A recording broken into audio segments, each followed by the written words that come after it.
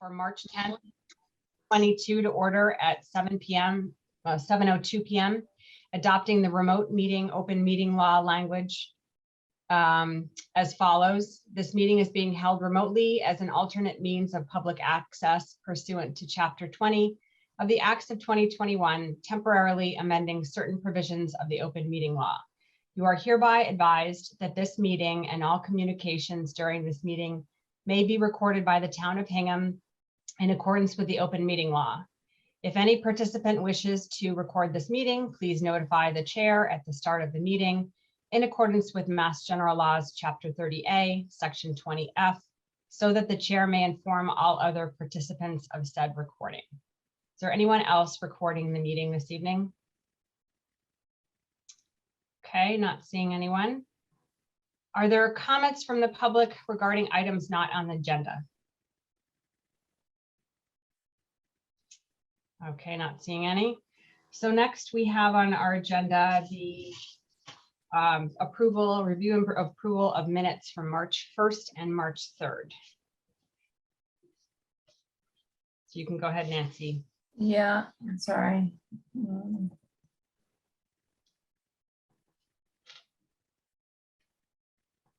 So for the meeting minutes on the 1st, there were just a couple typo errors that were corrected. So other than that, they didn't change from when I sent them.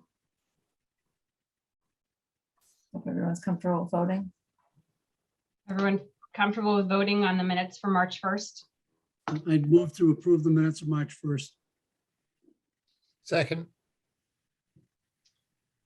Bob, Aye. George, Aye. Nancy, Aye. Dave Anderson. Minutes. Aye. Okay. Andy, Aye. Daveline, Aye. Brenda, Aye. Kristen is joining us in a little while. Al? Aye. Tina? Aye. Caitlin? Aye. And Sarah? Aye. Okay. So next up, we have minutes from March 3rd. And we did not have an attendance that night. It was Kristen and Caitlin. But Matt was there, Nancy. Thank you. I meant to tell you that and I didn't send that email, so sorry. Matt was there. Okay, I must not have caught on there. Okay, thank you. I will change that. And then, sorry, running through my alphabet. The changes to that were just some sentence changes on page 4. And Bob just clarified that if he were voting on the floor of town meeting as a citizen. And then again, nothing substantial. Okay, everyone ready to approve the minutes for March 3rd? Move to approve the minutes for March 3rd. Second. Bob, Aye. George, Aye. Nancy, Aye. Dave, Aye. Andy, Aye. Daveline, Aye. Brenda. Aye. I don't see Kristen yet. Al? Aye. Tina? Aye. Caitlin?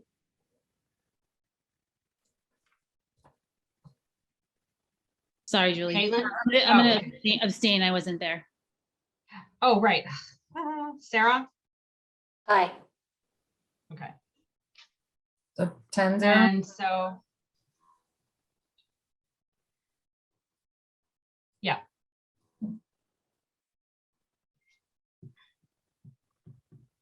No, it's 11. No, Caitlin? Caitlin abstained. right. Okay, got it.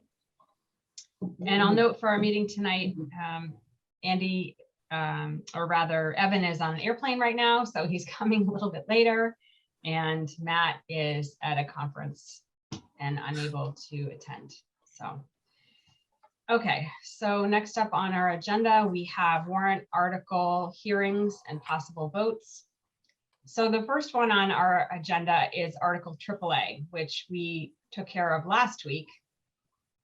But the planning board caught an error in the recommended motion that just didn't get carried over from last year's gender neutral bylaw change. So Andy, do you want to just point that out, or?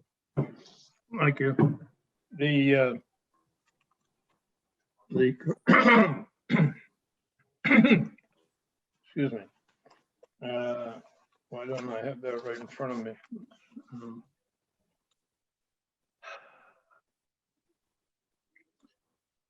I have it if you want me to read it. If you would read it, please. I apologize. I thought I had that right in front of me. That's okay. So in the recommended motion in item 1, item 1, it is to insert the following new provisions as section 1A, comma 4 of the zoning bylaw of the town of Hingham. And it's point number 4, wherever words of one gender appear in the zoning bylaw of the town of Hingham, such words shall be construed to include, and it said the other genders, but it's actually should be construed to include all genders. Is that clear to everyone, or do you want me to read the correct sentence? That just makes it consistent with the general bylaws we approved last year at town meeting. Yeah.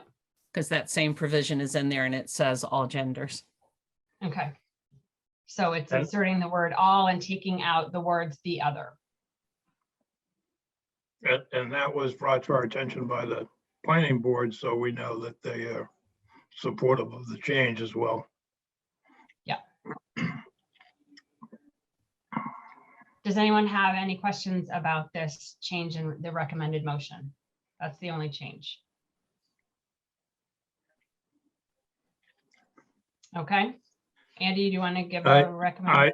I move that we amend, or whatever the proper verb is with respect to what we're supposed to do to correct the language in Article AAA as it was just recited, where other is changed to all before the word gender, and gender has become plural. Okay, And can I that- get a second? Okay. And that we approve the recommended motion as amended. Correct. Correct. I'd second that motion. Any further discussion? Okay, Bob, Aye. George, Aye. Nancy?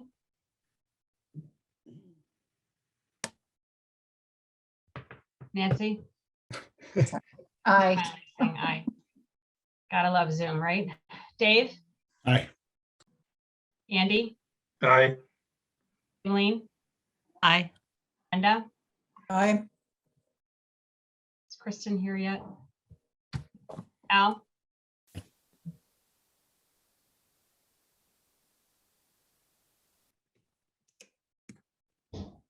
Al, you're a yes?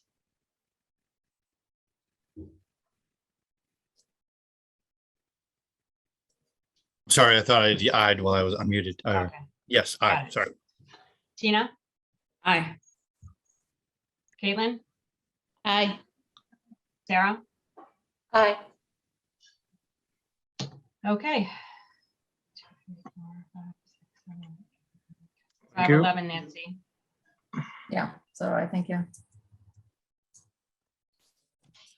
All right, thanks, Andy. So next up, we have Article BBB, which is another amendment to the zoning bylaw, and that's Sarah's article.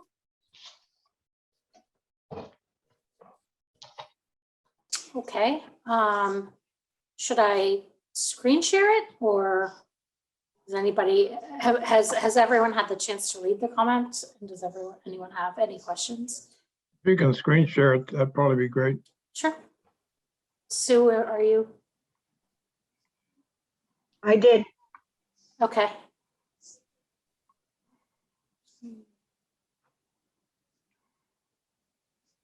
Okay.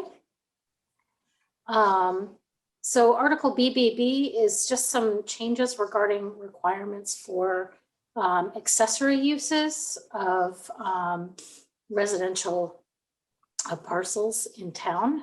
And there are specific uses already permitted by the zoning bylaw. Things you're probably familiar with, such as a resident physician, dentist, attorney, artist. The list goes on, but essentially these changes to the zoning bylaw are meant to better regulate those uses in terms of impacts on the character of the premises and the neighborhood. So the main concerns are impacts such as noise, light, and visual impacts, odor, sound, traffic congestion and pedestrian safety, and of course, in the days of on-demand deliveries, frequency of deliveries. So it's really just better targeting a broad scope of areas to be considered in allowing accessory uses. Does anyone have any comments or suggestions? Daveline sent me a couple offline in terms of formatting and such, so I will change those before sending to editing. Okay. Anyone have any questions about Article BBB and recommendation or comments for the comment, Dave? Sarah, I was just curious, sometimes these tweaks come up in the context of a particular issue or incident, and I'm just wondering if you had any sense of kind of the catalyst for this proposed change? Not that I'm aware of. I can actually Yeah. answer that. Yeah. During the pandemic, there was a particular incident involving someone using a garage for a gym, in essence. And the planning board understood that some of the patrons spilled in the nicer weather, spilled out into the yard, and there were a lot more people there than one would expect at a home business of this nature. Of course, the fact of the matter is that if you're not supposed to be conducting a gym, opening a gym during a pandemic, it doesn't matter whether it's at home or at a commercial setting. But in any event, putting that question aside, it became clear to the zoning board that it would help if they enunciated in the bylaw some of the factors that they would be were considering and would consider in looking at the appropriateness of a residential accessory use. Got it. Thanks, Andy. Thanks, Andy, for that You're welcome. clarification. Yeah, I did hear of that, and thanks. I thought maybe they were concerned about lawyers' offices smelling. Oh, Hey. Wow. And this from a Daveline, you just did lawyer? that to yourself. What are you doing? That's why I can make the joke. Very true. I Well, just I noticed was at- odor I and I was at- noticed, attorneys. I was at the gym, Daveline, so it wasn't me. Does anyone else have anything for Sarah about this article? Any suggestions about the comment?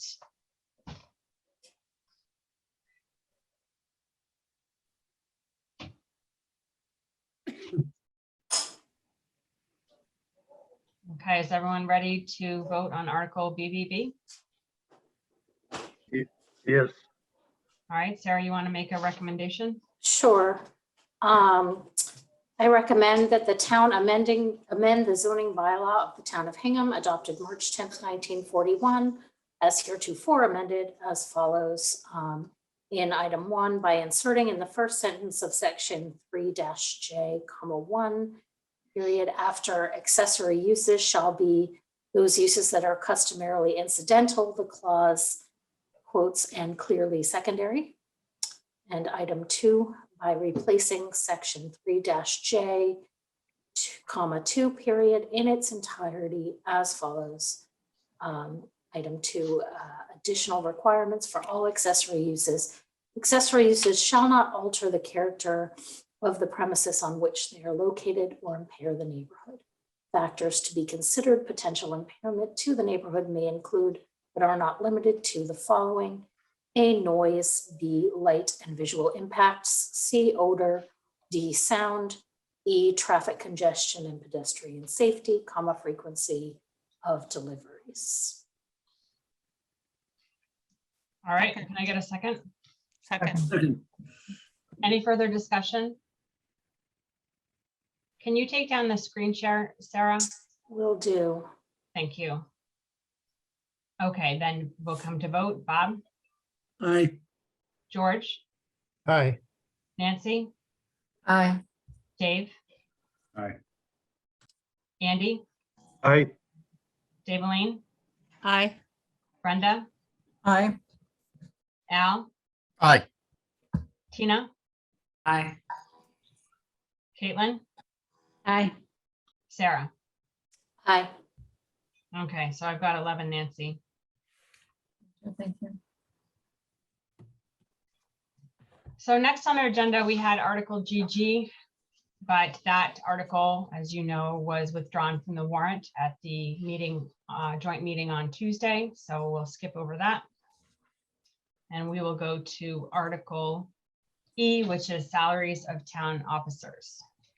That's for Bob.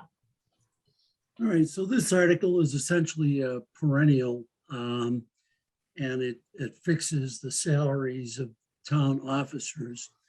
The changes from last year's recommended motion basically reflect the retirement of Eileen McCracken.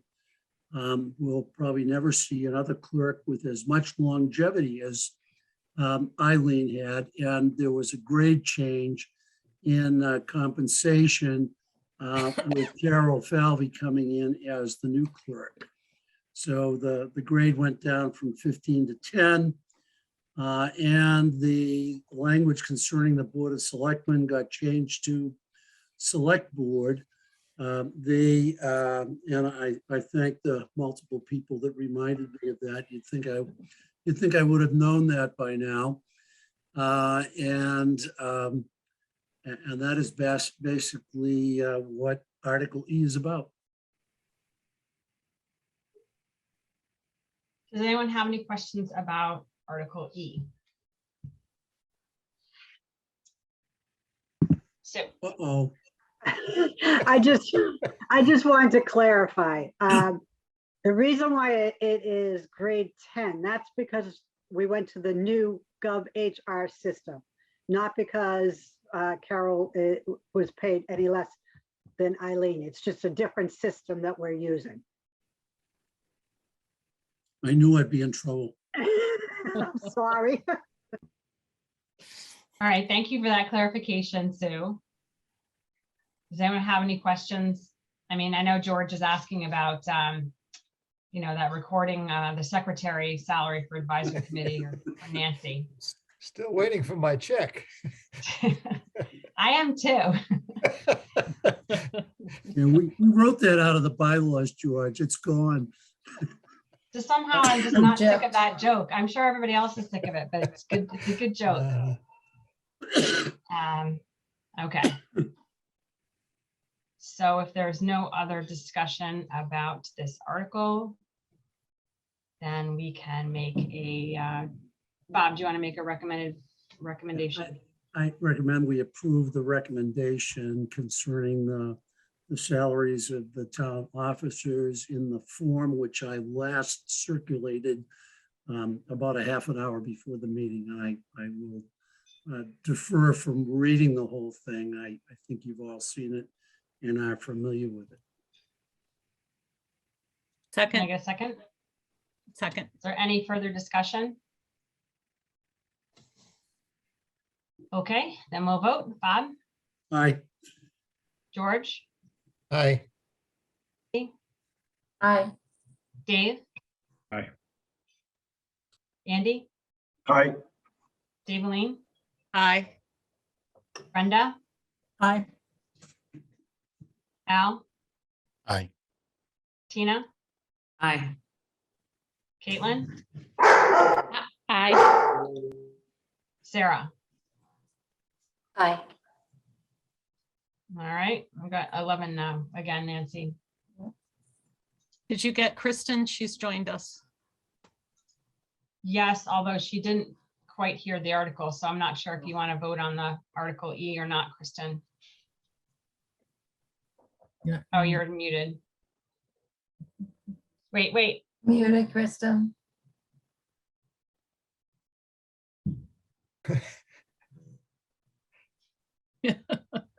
Sorry, I have like 3 screens going. Yeah, I just listened to it in the other meeting too, so I'm okay with it, and I read Bob's, so, Oh, okay. So would you like to record your vote? yeah, aye. Okay, so that's 12, Nancy. Okay, I did talk to Michelle about the article itself, because it says, number one, it says selectmen. And I asked her if they could change the article itself to say select board. And they are going to change it. So I don't think it said that on ours. They said that same thing about my article, and I don't see where they're talking about. When it says fix the salaries, In the article itself, it in uses the the article word itself. selectmen. at Oh, the it's, top. oh, okay. Because they said it about my article as well, and I'm like, I don't see where it says that, but Yeah, it's in the article itself. Number one, it says select men, and they're going to change it to select board. Yeah, because it's not material to the article itself. It's just Right. using the correct language, so. Okay. Great.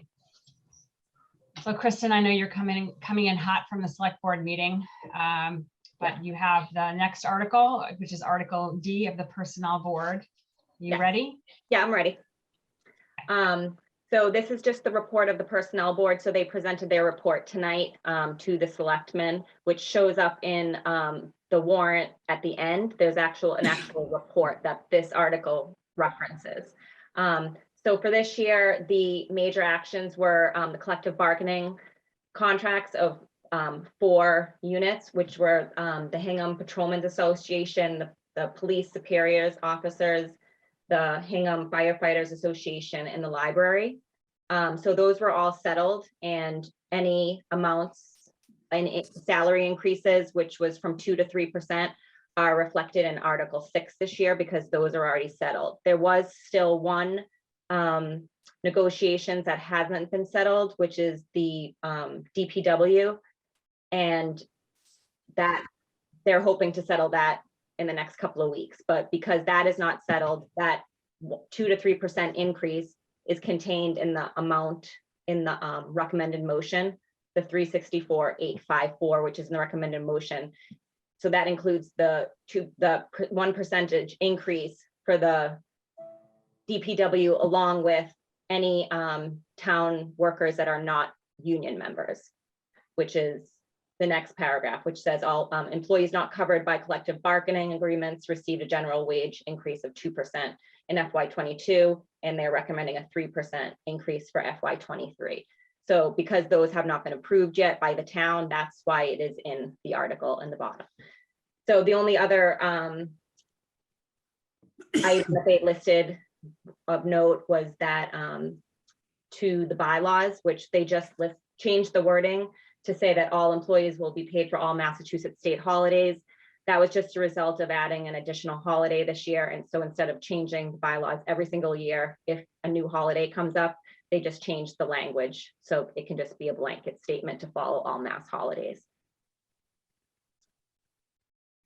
Okay, are there any questions for Kristen about Article D?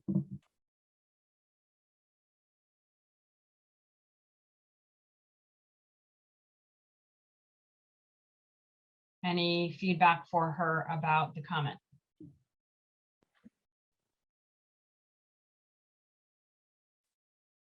Everyone's had a chance to read it and they're comfortable with the language.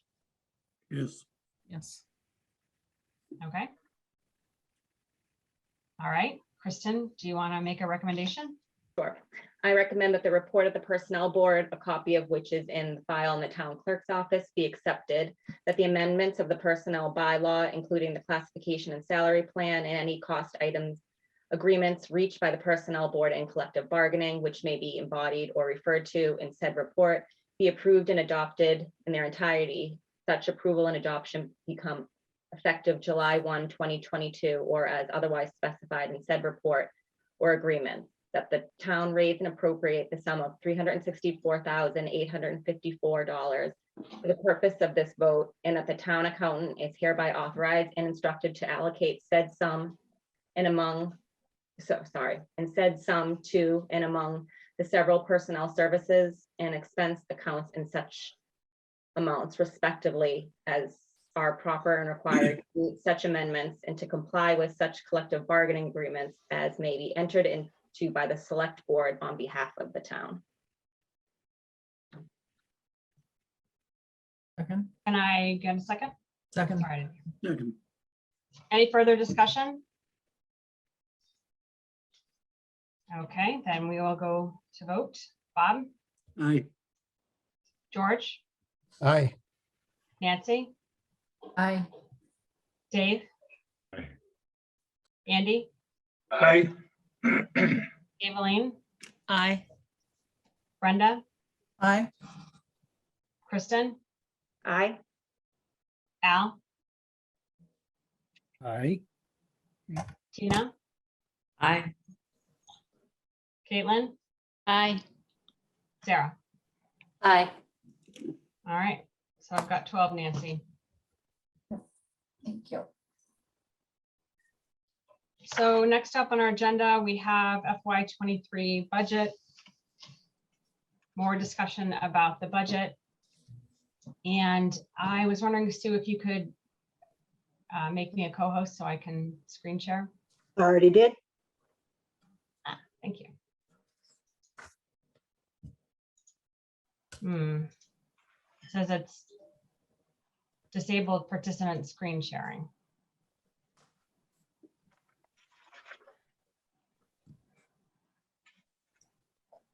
Sorry, Julie, hold on one sec. Sure. Well, Now I you- just have just a couple of slides. I promise I'll keep my preamble briefer than usual. But I just wanted to set the table for our discussion tonight. And let's see.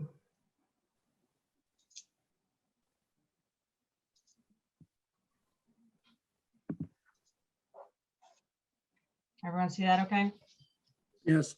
Yes. All right. So we're going to take up our budget discussion tonight. I want to talk about the ACES vote from last night and where that leaves the rest of our budget decisions. I think that we may be best served by just discussing things tonight and voting next Tuesday. We may have a couple of wrinkles that we may need to work out, but we can just see how the process unfolds tonight. So I just wanted to review some numbers with you. So this is the forecast that came out this week. And as you can see in the box for FY 2023, we have, as an advisory committee, we have to present a balanced budget. So the number at the bottom has to be 0. And this budget comes into balance using $3.7 million, which is where I'm pointing the cursor right now, of one-time funds, which is a combination of federal funds and unassigned fund balance. And the amount of federal funds is about $2,250,617. And then unassigned fund balance use is $1.48 million. I will note that the total amount of the federal funds is in flux because the school committee hasn't ratified the ESSER funds yet, which they may do at their meeting on Monday. I would also like to note that this forecast does not have any additional requests from either the municipal or the education budgets.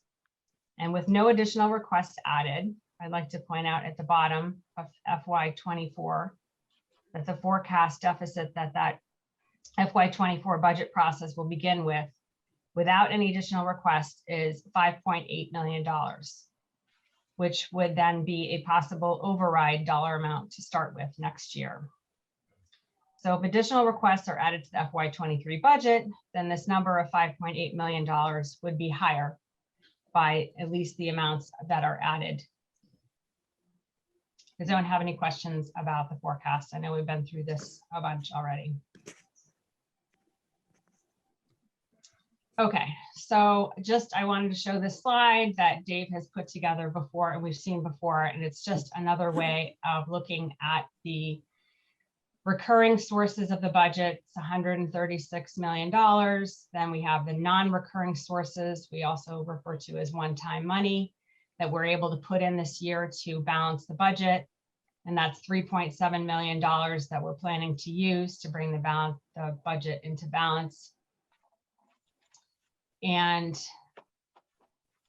that, again, all these numbers do not have any additional requests from the education or the municipal budgets in them.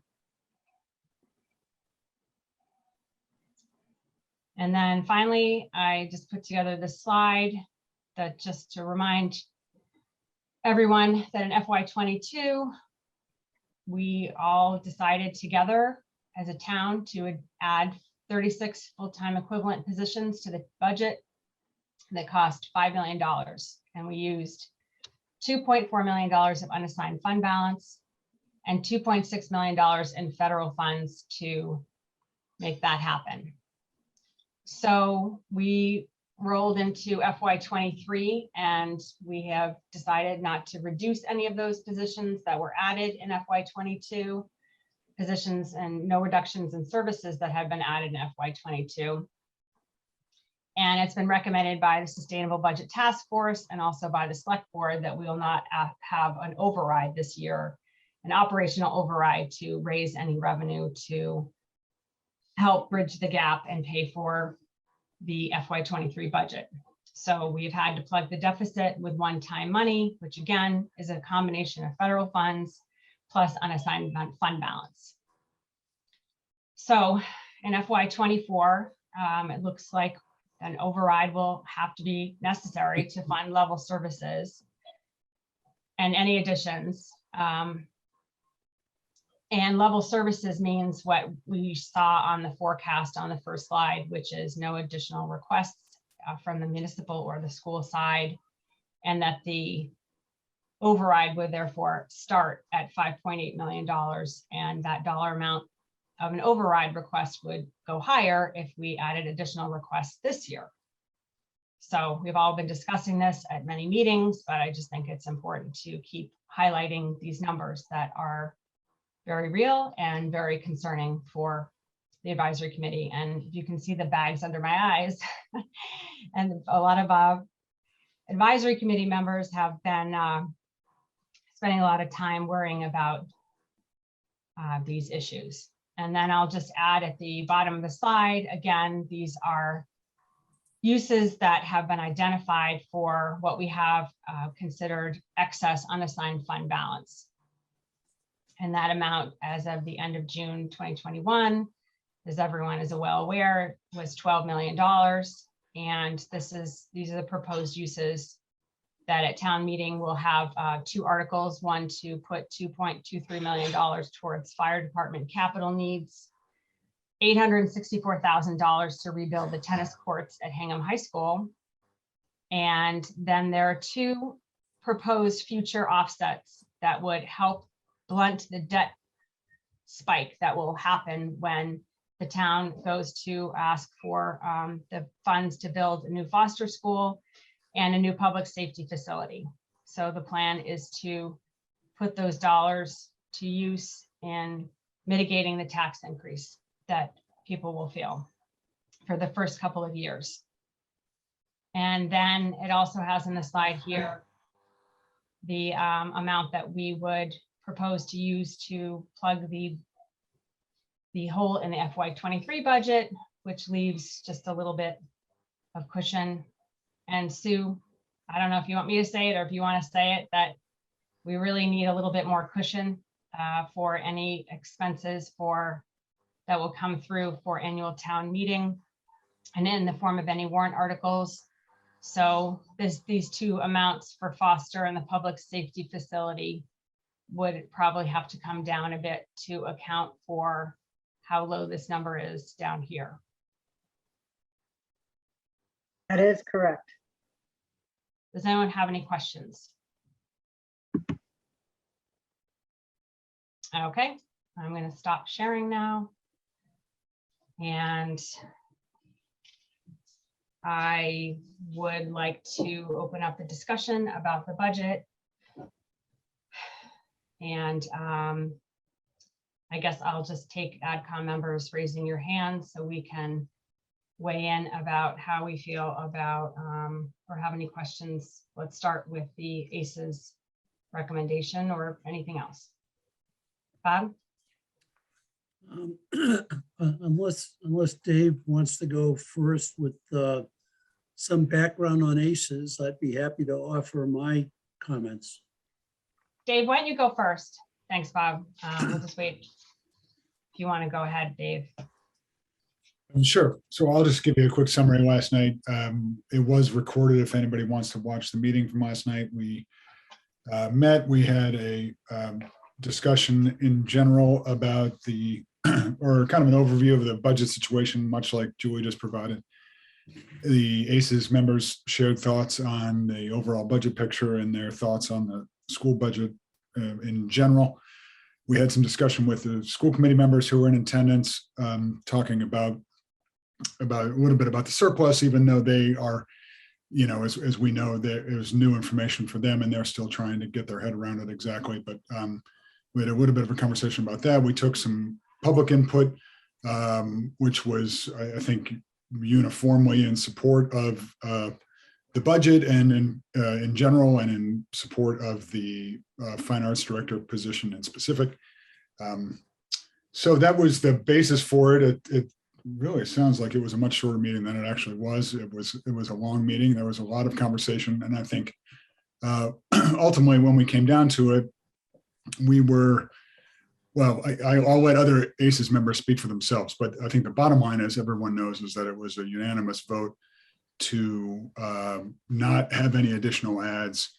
At least speaking for myself, as I communicated to the attendees last night, my view was that for the reasons we've discussed with respect to the forecast and with respect to the Sustainable Budget Task Force report, that I felt uncomfortable adding additional ads when we had yet to ask for the town to pay for the ads that we made last year. And that was my general take. I'll let other ACES members speak if they felt otherwise than that. But as I said, the vote was 5-0 in favor of this recommended amount, which is a level services amount. Just let me just quickly touch, for those who don't know, and I could pull it up if people wanted to. I would think that certainly the position that has gotten the most email traffic has been the one related to the fine arts director, but I think there were other positions that the school department, we didn't get a prioritized list from them, but certainly in hearing their budget hearings over the course of the last few months, I think that it's fair to say that there was, that the school department felt all of the positions were important. And even if the fine arts director has risen to a little bit more prominence, I don't think that that is representative of necessarily of the school committee's view, which is that all of the positions were important, and that their budget request wasn't about that position in particular, but the totality, which included that position. It included some counselors at one counselor at each of the elementary schools. It included some important administrative support in the central office or the district office, however that's properly referred to. And then as well as some other capital one-time items, some instructional materials, I believe, and then some special ed van acquisition to kind of extend some of the good work that John Ferris has done in insourcing certain transportation efforts to save money versus the outsourcing options. And so that was the, again, speaking for myself, as I said last night, and I will say it again tonight, I think I have no reason to believe those aren't as critical as the school committee presents them. Certainly there was nothing in there that leapt out to me personally, and I don't think it leapt out to anybody on ACES as superfluous or gold-plated or redundant in any respects.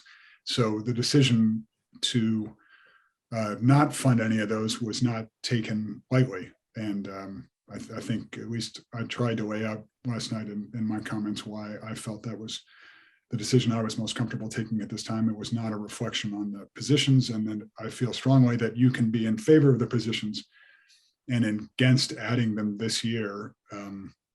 As frustrating as that may be to certain people, I don't think that those two positions are inconsistent. Dave, what were the specific dollar amounts of the ACE's recommendation? Let me find that for you here. I think, sorry. While he looks that up, I would just jump into the quick point I wanted to make was just characterizing it, not about what we didn't say no to, or what we said. What we said was, here, school committee, the $62 million and whatever, $62 million to spend as you deem most beneficial to the educational system in Hingham. And to my mind, we made no statement whatsoever in support or against any specific position. It was math. And in terms of the decisions that had already been made, we support those and continue to support them until we can put the full question before the town in an override context as to whether they should be continued and whether they should be expanded. That was I would merely change the characterization of what we did last night as to not what we didn't provide, but that it was a $62+ million appropriation to support the schools, which is a 10% increase in 2 years. Thanks. The precise number is 61,826,503. And was that split up between salaries and expenses? No, we don't typically do it that way. I don't think. Sue can correct me if I'm wrong, but I don't remember voting it ever on a split basis. And I would continue to defer my comments to anyone else from ACES that wants to speak first.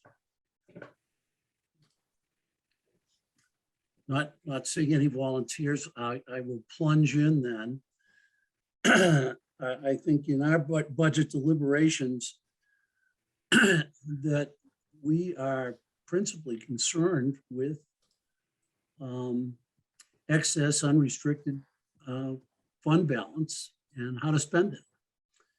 And I think we are constrained by the financial policy that we all agreed upon and the select board agreed upon with input from the school committee as to how to spend that.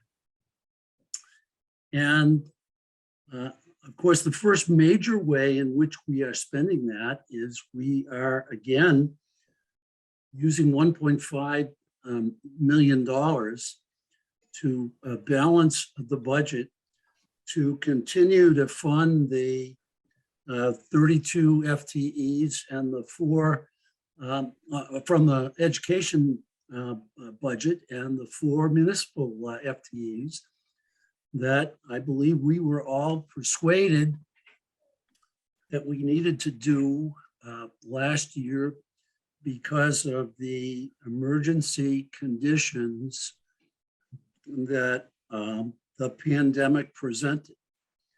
So I am personally completely comfortable with using that $1.5 million of fund balance to balance the budget for the emergency reasons which have still been presented by the COVID pandemic that were so well explained to all of us last year. I'd like to thank ACES for all the work they did this year, all the extra meetings they attended, and all the thought and worry that they put into their decision-making. I think they made the right decision.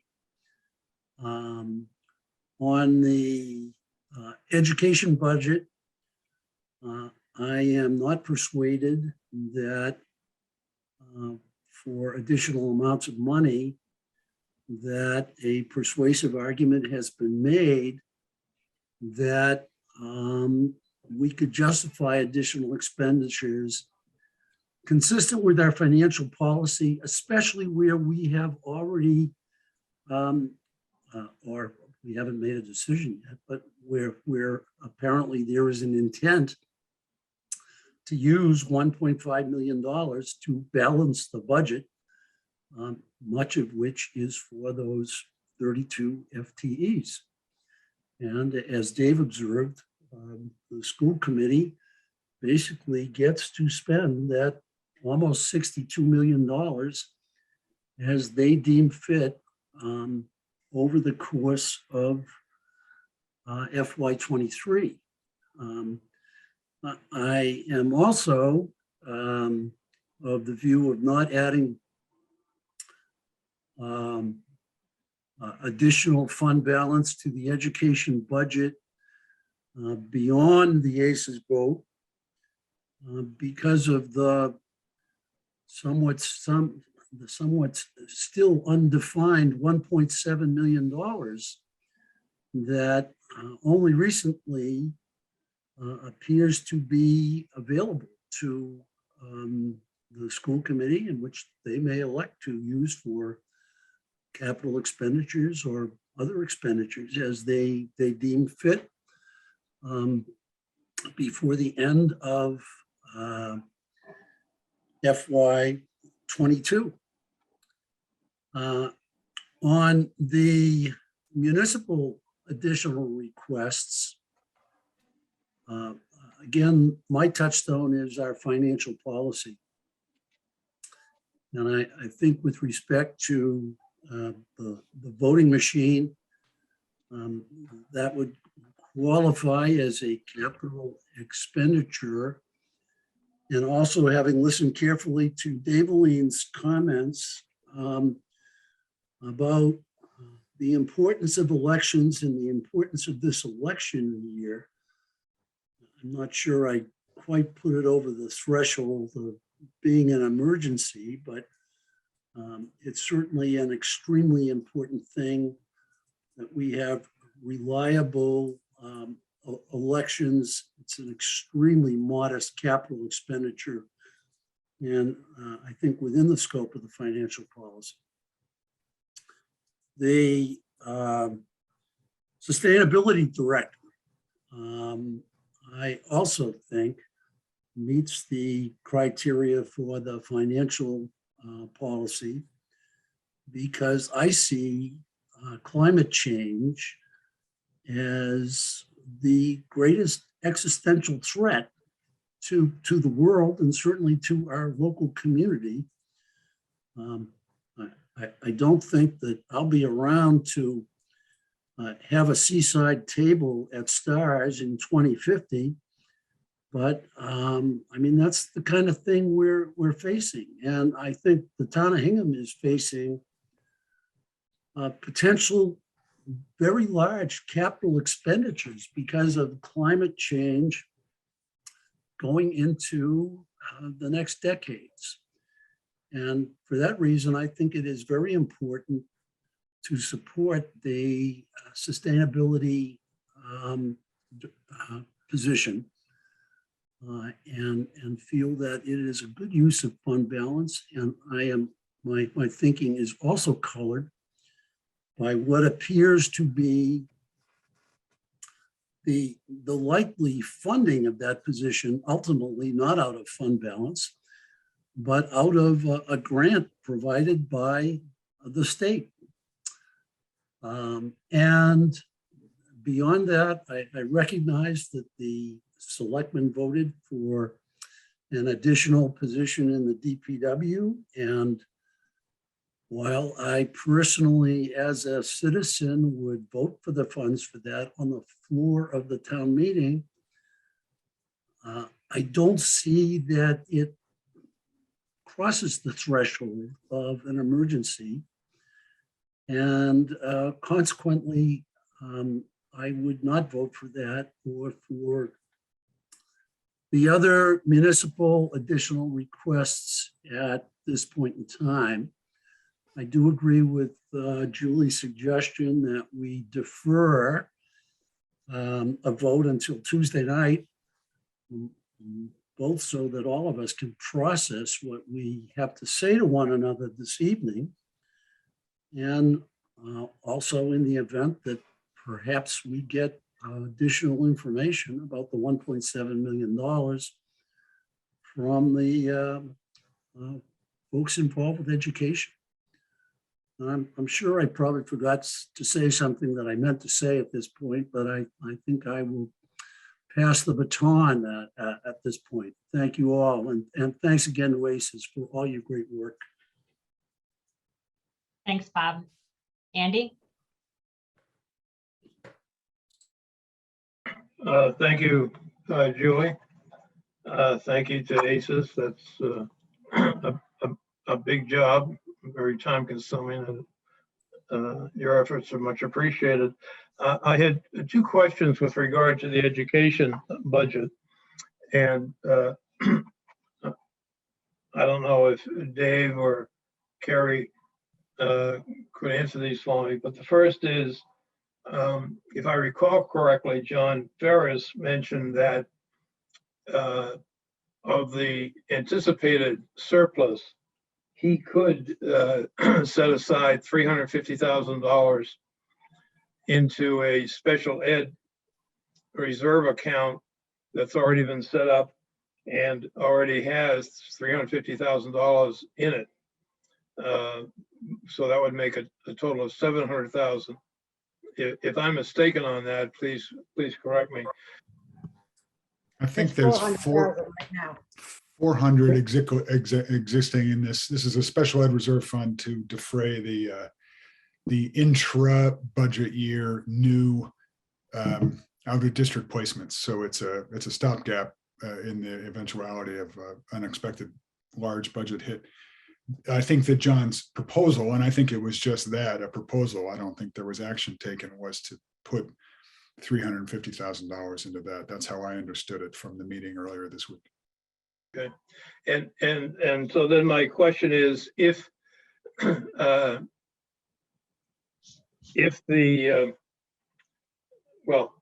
so I understand it's a stopgap for the event of additional vocational school enrollments or out of district special education tuitions. Is that right, Dave? That's my understanding. Yep. Yep. And I don't know what the best estimate of those could be or how soon it could be derived, but assuming that that doesn't use up all of the funds, my question is, could that reserve fund be used for, say, the two special ed vans that the school department wants to buy, plus the two new drivers? That would be a total of roughly $76,000 for next year. Could that money come out of that account? Well, I mean, you're talking about FY22 money, which is theoretically now in the control of the school committee. I mean, if Carrie or Michelle want to speak to it, I mean, I don't know how to answer the hypothetical about what they would do with that money, but. Well, let me be specific in my question. My question is, assuming that another $350,000 is added to the special ed reserve. I think, I think that the reserve fund of which you speak, and Michelle can correct me if I'm wrong, is rather specific as to its usage. It's not a Correct. reserve. I'm sorry, Michelle. It's not a No, that's reserve. okay. It is a trust fund. Oh, There was special legislation for Hingham to create a special trust fund for special ed. And it is very, very specific in what they can use it for. And then my question is, can they use it to acquire 2 new vans and 2 new drivers? Michelle, do you want to go ahead? Sure, thank you. No, I don't believe it can be used for capital. It really is set aside for the event where during the school year, a family with a special needs student that was unanticipated in this year's budget might move into the district. So we suddenly, we're so budgeting today for fiscal 23. And on September 1st, a special ed student comes into the district that we didn't know was coming, that may need an out of district placement. And now we have to pay a tuition for that. So we need to have those funds available to cover those expenses, which is why the trust was set up. Sue described it perfectly. So it's really a fund that's available to fund unanticipated out of district placements that may come up during a school year that weren't budgeted for. Does that make sense? Yeah, so that's all it can be used for? I mean, the vans are, the intention is to lease the 2 vans, so that's not really capital expenditures. It's in the operating budget, but it does, I guess what I'm being told is it doesn't matter. This is exclusively for those out-of-state tuitions or vocational school tuitions out of district. Not vocational, it's just special education tuitions. Andy, those vans are in fact in the capital budget, Oh, okay. and they were allocated that way, just. to The answer school that budget question. has them in the operating, but they have a $26,000 budget item. Well, in any event, okay, that's my first question. The second question then is, does the school department yet have a sense of what its likely surplus will be? And if there's any way of anticipating some of the next year's expenditures, for example, if the SPED vans are capital expenditures, whether you could acquire those vans before the end of the current fiscal year? Do you want me to answer that, Julie? Sorry. Oh, yeah, sorry, go ahead. Okay, no problem. I just didn't want to answer it. Yeah, first. no. Okay. So on Monday, John Ferris had told us that there was at this moment 1.7 of unused funds that might be available for the rest of the year, as he's sort of forecasting where we are today, based on where we are at this moment in time with staffing and all the other expenses that the school district had. There's a possibility that there could be up to 1.7 that was unused this year. So I hesitate using the word surplus because that sort of implies that it's money left over that we didn't need, but we could still need it, right? Because the school year is only 2/3 of the way through, right? There's still a third to go. So who knows what could come up. And I think as we all have learned over the past 2 years, anything goes anymore, right? So at this moment, there could be funds available to be used. And we do, as a school committee, have to start deciding if there is going to be funds left over, what we could apply those to. Because to Alan's point and others on this call, the school budget is given to the school department, and then we are given a dollar sum, and then we decide how best to use that to meet the educational needs of students. So we will have a meeting tentatively scheduled for Monday of this week. We might have to postpone it, but to start talking about how we might utilize some of those funds if they are going to be available this year. Okay, thank you. Sure. Let me just turn my attention briefly to the total budget.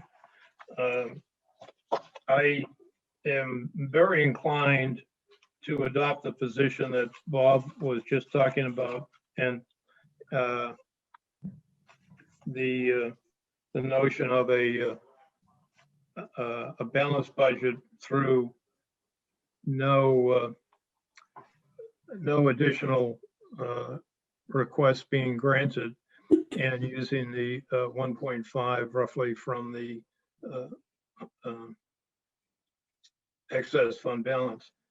However, I wish to note a couple of things, and the first is the vote of the selectmen. The selectmen voted to approve the recommendation of the town administrator with respect to the sustainability coordinator, with respect to the poll pad,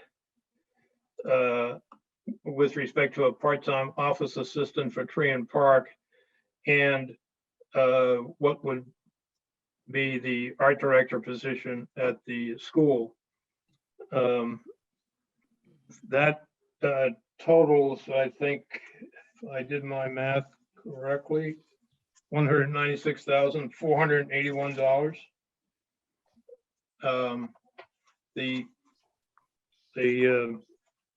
select board budget recommendation seems to indicate at the end of it that that's the total for the additional recommendations they approve is $392,962, but that's not the sum I get to. And I hope my math is right. So assuming it's that these positions recommended by the select board total 196,000, given the importance of these items, leading, of course, with the sustainability of the sustainability coordinator position, I could see myself in favor of reducing the offsets for the foster school and the public safety facility by 200,000, and using that money instead to fund the positions as recommended by the select board. That position lacks the pristine principled nature of the recommendation to come out with a zero budget by not funding any of the additional positions. But as one of our members, I believe it was Brenda, said the other night, our options are not simply to reject all or accept all. We can look with some discretion, discretion in the good sense, on different positions. So I guess I would say right now I'm inclined to support the recommendations of the select board on the additional requests, and to not increase the use of excess fund balance, but to reallocate it to take the $200,000 from the two offsets. That's all I have to say at the moment. Thank you. Andy, I just want to make a quick correction about the additional request for the part-time office assistant. It's Yep. not tree and park. It's for the engineer, the town engineer, and it's in the public works department, and it would be also shared by the Weir River water system. They would pay part of the salary for that. So anyway, it's not tree and park. So, And yeah, and I meant to say the DPW, sorry. okay, that's fine. All right, thanks, Andy. Dablene? Yes, so I too, I watched the select board. Well, first I want to say, Andy, your math is correct. I tried to figure out how they came to a 391. They doubled it. because that's how they did the Excel spreadsheet, so as to total each, and then they totaled the totals, which so that is the amount, 196,481. I watched the select board meeting, and when I watched it, I thought, well, this seems reasonable. Everything that they're doing seems reasonable. I certainly think the poll pads, as I said the other night, are critical. I think the sustainability director is critical. You know, I don't have children or grandchildren, but some of you do, and you might like them to have a better life than our climate change problems are going to give them if we don't start acting. So, and as was said in our meeting Tuesday night, Joan Moschino has said she'll earmark funds for that position. So I think it's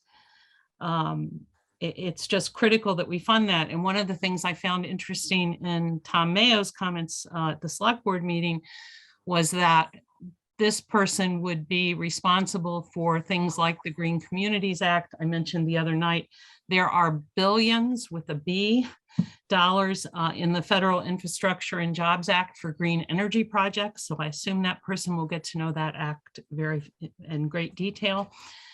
So I think that that's an important position in that context, and we should fund that. So.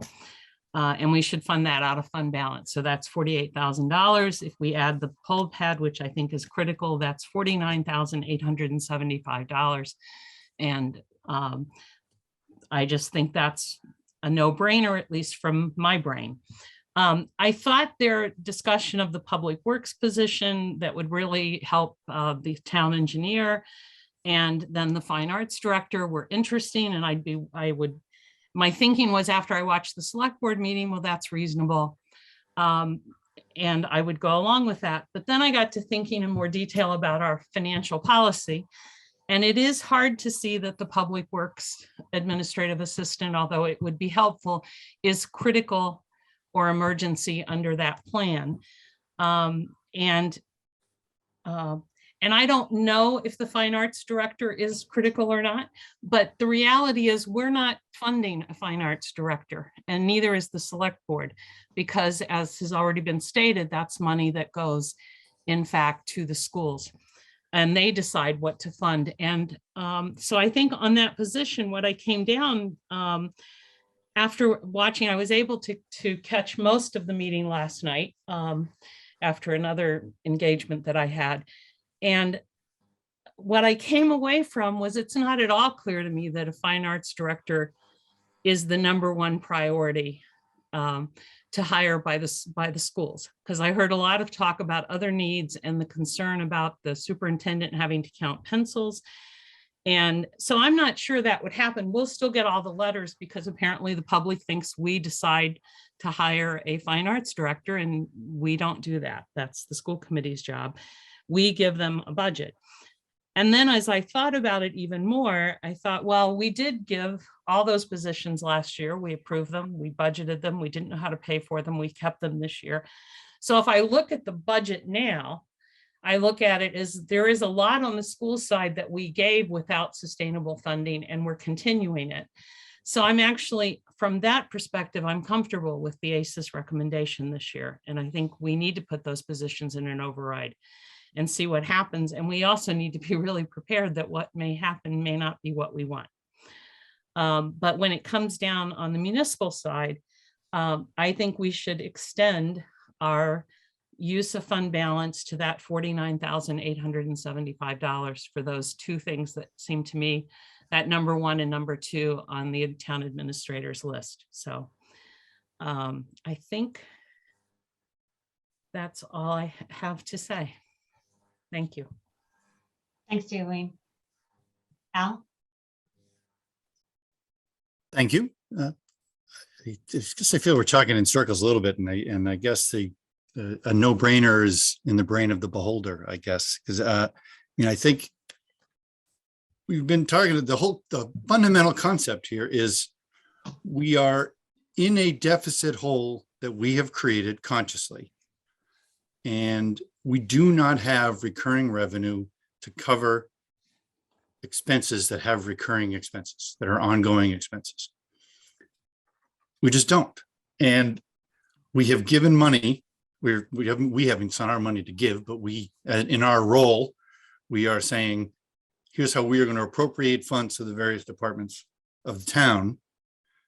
Go forth and do as you see fit. And there's nothing we've done that says, whether it's a sustainability director or an art director or a defensive line coach, we haven't spoken to it. We did the detailed analysis of what has been spent to understand the budgets and how they were made and how they were there.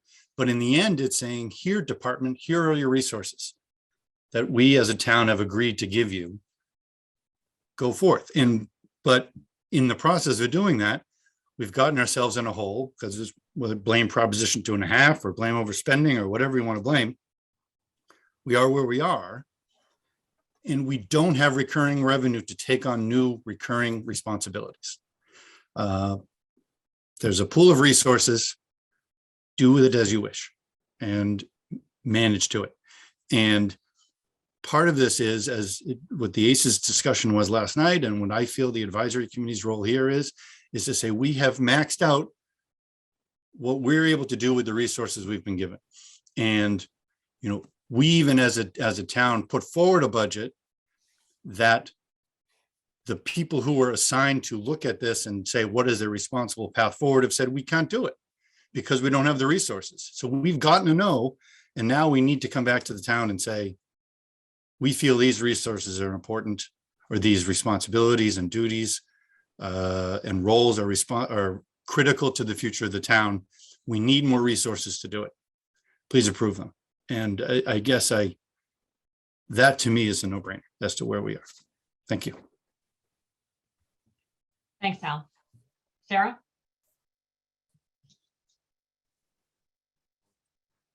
Thanks. I've been listening and I was able to attend most of the ACES discussion last night. It's, as we all acknowledge, it's a really weighty discussion. I think what I keep coming back to is, I understand that we don't want to keep digging this hole, and I've heard it over and over, and I do agree with that. I think when I look at our financial policy, and we've all looked at, the fact that, our financial policy says we should be at, 16 to 20% in terms of unassigned fund balance. We're currently closer to 30%. So we have a plan now to get back closer to the 20%. I mean, I don't view 20% as a magic floor when the policy says 16 to 20%. I think, when we look at, we did use some unassigned fund balance last year because of emergencies. And I guess I have a hard time with what's the definition of emergency?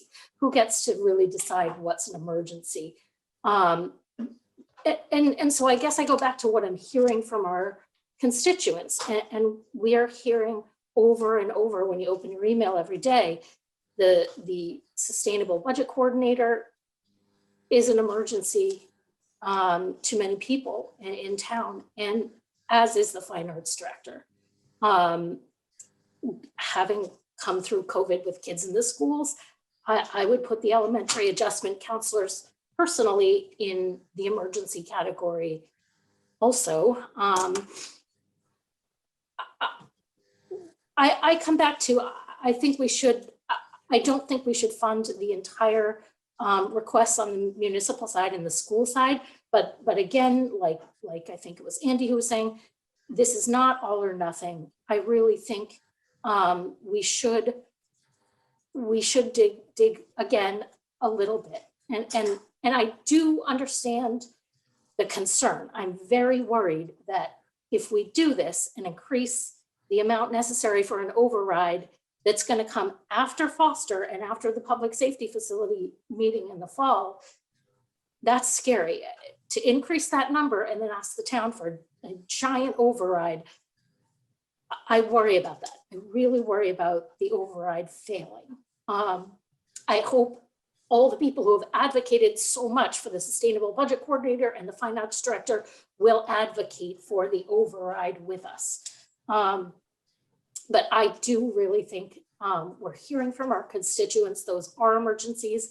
And I do think it's within our financial policy to consider going below the floor of the 20%, or as Andy was suggesting, as I think Tom Mayo even suggested, perhaps reduce the set aside for the tax offset for Foster and the public safety facility slightly to do this, knowing that historically we do have turnbacks every year. And so, you know, we bring it down to 20%, but we're going to go back up, you know, with some of these turnbacks. I struggle on the school side. I really do, in that we don't get to tell the school committee how to spend the money. So if only 120,000 is allocated, we may still not get a fine arts director. And there's nothing we can do about that. I really do struggle with that. I still think there are at least that much dollar-wise of emergency positions that we should be allocating this year that we shouldn't kick down one more year. That's where I come out. Thanks. Thanks, Sarah. Brenda? This is my second year on AdCom, and last year's budget process was, I think, unique in everybody's understanding. So I feel like I don't completely understand all the potential ways that we can use monies, move money. So I have two questions to ask about ideas that I've had, and I don't know if they have any basis in possibility. The first one of which is I truly understand that it's important to not be increasing our budget when we don't know and don't have recurring sources of funding for it. So one of the thoughts that I had is, I think in our conversation Tuesday, we discovered that we couldn't really not fund a town position and then ask that department to come back at some future point and ask for a reserve fund transfer to create that position. That doesn't work with how positions are created in the town side. But what about from the expense side? If we wanted to fund, I happen to be in support of the same two things that Bob and Daveline have talked about, of at least getting the poll pad there and getting a sustainability coordinator in place and working on climate change for our town. If we were looking for $50,000, could we find a way to reduce expense budgets in all the municipal departments by that amount, and see if that is a way that, since we always get some turnbacks, we might be able to squeak by for the year, or maybe some department would need to come to us and ask for a reserve fund transfer, but we'd be doing it knowing exactly what that amount would be at that point. Is that doable in the town systems? So I think you're the one who might know the answer.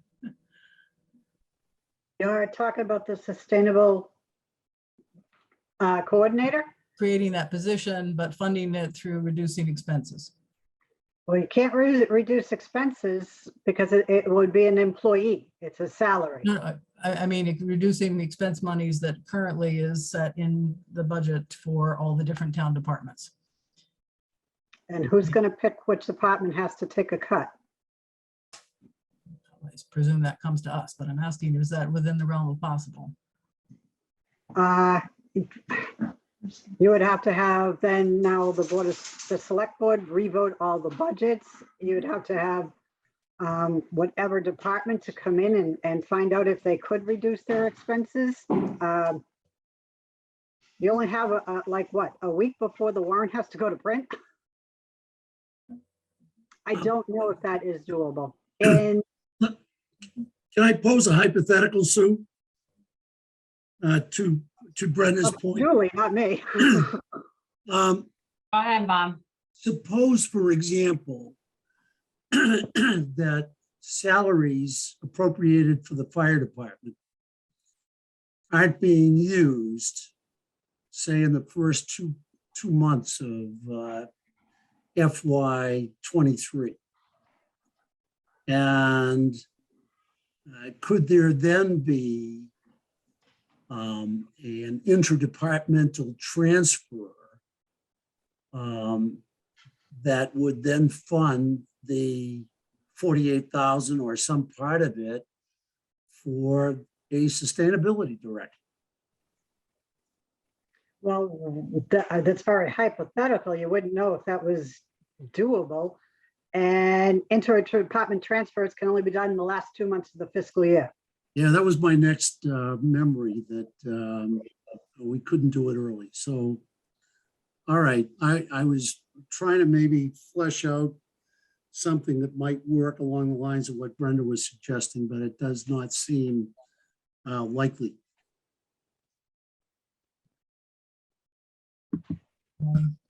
If there's any possibility of that, I guess I'd ask to be thought through and to see if we want to potentially exercise that. My other question in terms of budgeting is one of the concerning numbers that Julie showed tonight was the remaining excess fund balance once the allocations for debt reduction or savings on taxes from the debts of the two big buildings comes out and the other things.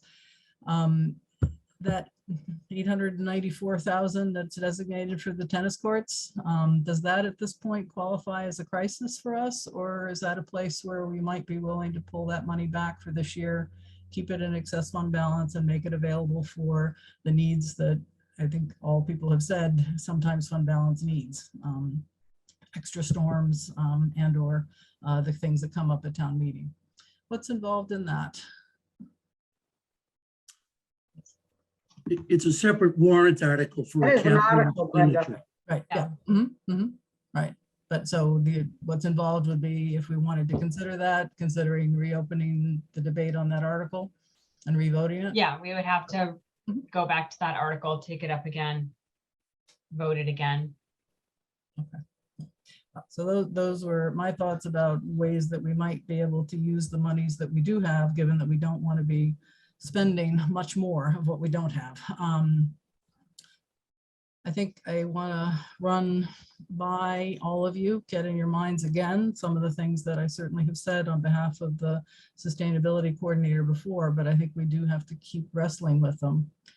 From my point of view, failing to work on climate change right now is actively making the long-term impacts of climate change worse on our town. If we don't act now, we will definitely be paying more in terms of more drastically having to cut back on carbon emissions in order to get to net zero, and we'll definitely be spending more on storms over time and the impact of storms. So although our favorite analogy this season has been stop digging, I just don't think that this funding the sustainability coordinator qualifies as stopping digging. I think it's actually digging us into a deeper hole. I think one of the issues that we've clearly heard from town meeting about is that working on climate is important. I know we haven't taken to the voters the question of, are you willing to pay for a sustainability coordinator? But we did take to them the question of, did they think that their money then in the hands of Hingham lighting plant, because they paid as their electricity bills. But when Hingham Light Plant offered us 80,000 to get our climate action plan going this year, because last year was a crisis and the town didn't have money for it, the voters said yes, definitely. And then they also pushed public facility planning group to think hard about having that be a lower carbon building. So I think we've heard in a couple of important ways that the voters do think this is something we should be doing. And I think when it goes to town meeting as a request, or if we put it into the budget this year and we ask them to approve the budget, they will be voting to say, yes, let's put some of our money into that. I think that it's also important to remember that the Climate Action Planning Committee expects to have their first set of ideas about how to start reducing carbon here in town ready by September. Do we really want those plans to go on a shelf and sit there and have nothing be done with them because town administrators are busy with all the other things, including the preparing for what will be an override process next year? Do we want that plan to sit on the shelf till next July and hopefully get a sustainability coordinator into the budget for next year? I think that's not a prudent way to go about preparing for something that is upon us now and coming at us bigger and bigger. Remember that the sustainability coordinator will be working with all sectors in town in the months between hiring and next year, working with residents, working with businesses, and well, with the municipal department. So it's really a position that will address things that are needed by everybody in town and will have a positive impact, I think, for everybody in town.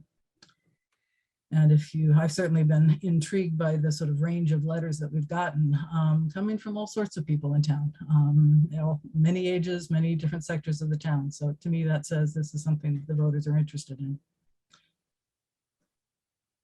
I think that we do know that there's a high likelihood of at least some, if not significant, funding of this position, now that we've heard that both our Senator O'Connor and Representative Machino are ready to support it. So there's a good chance we won't even be taking $48,000 out of our currently unassigned fund balance. And last but not least, I think we on AdCom have a responsibility to recommend to the town what we think is in the best interest of the town. I do think there's a decent likelihood that the sustainability coordinator position will be presented on the floor of town meeting as an amendment to our budget if we don't include it. And I would way prefer that we be with our residents going forward rather than sort of this not there with them and having them have to yank us forward. I think we know what people need. So I think we have a responsibility to respond to that. Thank you. Thanks, Brenda. George. Thanks, Julie. I guess a couple of thoughts that I have, but first of all, I want to make a statement that hasn't been made yet, but I think, and I know I speak for everybody when I say that a number of positions have been requested by both the municipal and the school side, and I haven't heard anybody who has challenged the validity of any of those requests. I haven't heard anybody challenge whether they're good for the town or bad for the town or immaterial to the town. With very few instances, we really haven't opined on any of these positions. Where we came down to, or certainly where I come down on the decision last night and going forward with tonight is we, as Al said, we do not have the funds to pay for these positions. They are, if they're paid with fund balance, they are at best one-year positions. And the way that Proposition 2.5 works is that when a municipality wants to spend more money than it takes in, it goes to the voters and it makes the case to the voters for why the voter should raise their taxes to support the additional spending. And where I come down is that we have not done that with the voter at this point. We have taken out our credit card and we have spent money, and I think we spent money wisely this year. And we were in anticipation that there would be an override where the voter would get to go to the ballot and would say, yes, we agree with you, or no, we do not agree with you, or we agree with you part way, or whatever. For a variety of reasons, that did not happen. We fully expect it to happen next year. In fact, it has to happen next year, right?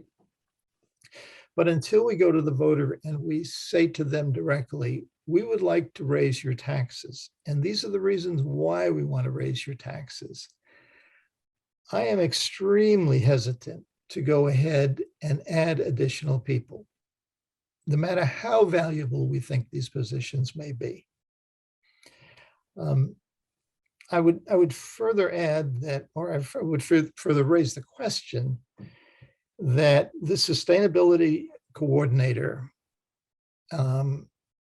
whose primary job is going to be to implement this climate action plan, which, if all things fall according to plan and delivery dates are met, we probably will have a report sometime this fall, but there's really no guarantee of that.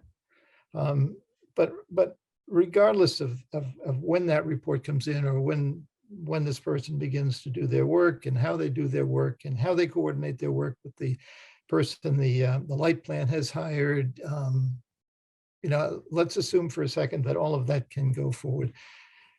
I'm wondering if since many people have said that there will be grant money that comes for this position, that is there a possibility that this position, if it were to be approved, would be somehow held in abeyance until the grant money is received, and then the position is paid for via the grant money? I don't know if logistically, if that can be done. And I guess at the end of my remarks, I would ask Sue to opine on that. But I think back to the financial management plan we had in place 2 years ago, where we had put positions into the budget, but agreed on a townwide basis that these positions would be deferred until a subsequent date when revenues and expenses were known in a better manner. And then if conditions warranted financially, those positions could be filled. And if the conditions did not warrant financially, then they could not be filled. So I'm just wondering if we could do the same thing with this sustainability position and defer it until the grant came in, and then the person could be hired for the remainder of this year. And then as with the 36 positions that were added last year, the question would be put to the voters: do you want to continue to retain these 36 people or not, or some portion of these 36 people? So that's where I come from at this point. Thank you. Thanks, George. Nancy? Thanks, Julie. I had a question. I'm not exactly sure who it's for, which is, in order, there's been a lot of talk about grant money that might be available to cover the sustainability coordinator. And in order, I don't know if Daveline might know the answer to this, because I know she's done some research on the available funds. Does the position have to be in place to get the grant, or can we apply for the grant and then pay for a position? Does anybody know? Or is I that, believe it has to be appropriated first, funded first. it does have to be appropriated first? Okay. That's my understanding, but I can check. Okay. I kind of liked where Brenda was going with making the sustainability coordinator an expense. But I'm not 100% clear on how to do that. And I also am, when I listen to the select board meeting and listen about the hiring of that coordinator, I know that the climate action plan is meant to come out in the fall, the first draft, the final draft that actually won't be available until March, as I understood it. So, we've got a part-time resource that we're splitting with Cohasset that will most likely be hired by or covered by a grant sometime during the year, if everyone's, and I assume that they're knowledgeable in their predictions on that. And that even at the 48,000, if we hired that position, we might be looking, if we prorated it, we might be looking at 3/4 of that position as opposed to the full position. So I think that there's a lot of play there that I guess I want to wrap my head around better. I think one of the ideas of making it an expense would be to use the services of a contractor, and whether that would be a contracting organization or a specific individual. I think that idea kind of warrants some thought too, given, particularly because it's a shared resource. And we don't know for certain whether that that would, how that's going to play out with working on it with a shared resource with Cohasset on this guy. We might find right away that we need the position to be full-time, or we might find right away that it needs to be some different arrangement. So I guess I'm still thinking through that particular piece. So if anybody had any thoughts along those lines, I'd be interested. Thank you. Julie, Thanks, could I Nancy. jump in and answer a couple of the questions that I think Nancy just Yeah. made? So first of all, it's 2/3 time to Hingham and 1/3 to Cohasset. So is the breakdown that Tom discussed. And the other thing he made clear during the select board meeting, this person isn't just going to work on a climate action plan that comes. This will become the person who will work most closely with the Green Communities grant program, which Hingham got an initial grant, and we may at some time, there may be an announcement about an additional grant. But there are lots of programs in that context that this person will be looking for other things. So I think to talk about this only in the context of the climate action plan is not the only thing this person will be doing. I mean, once there is a plan, I'm sure that will become a major focus, but it's clear from at least from the town administrator, this will be the person doing Green Communities grant work.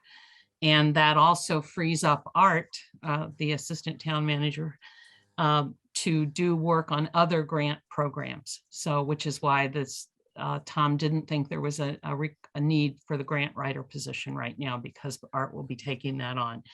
So I just think it's important. It's a more rounded position, I think, in that context. And my understanding is, and other people may have a better sense of this, but the fact that we are sharing the position with another town makes it even more likely for the earmark to get funding, because that sort of regionalization is important at the state level these days. So that's all I wanted. I just wanted to respond to those questions.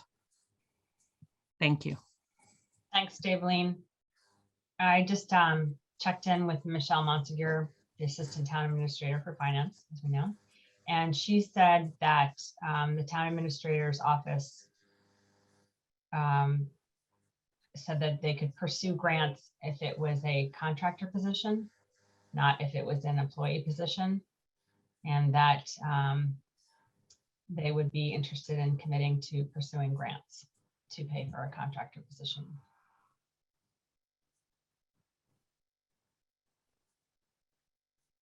That's interesting. Julie, can I just jump in and ask Sue to opine on my suggestion that, we might be able to hold this position in abeyance until a grant comes in? Is that something that's possible, Sue? Would that position have to be in the budget as a funded position, or would it somehow not be? I don't know. I'm not sure, George. I'd have to look into that. That is an out of the box question, so that would have to take some thinking. But if we got the grant and the grant fully funded that position, then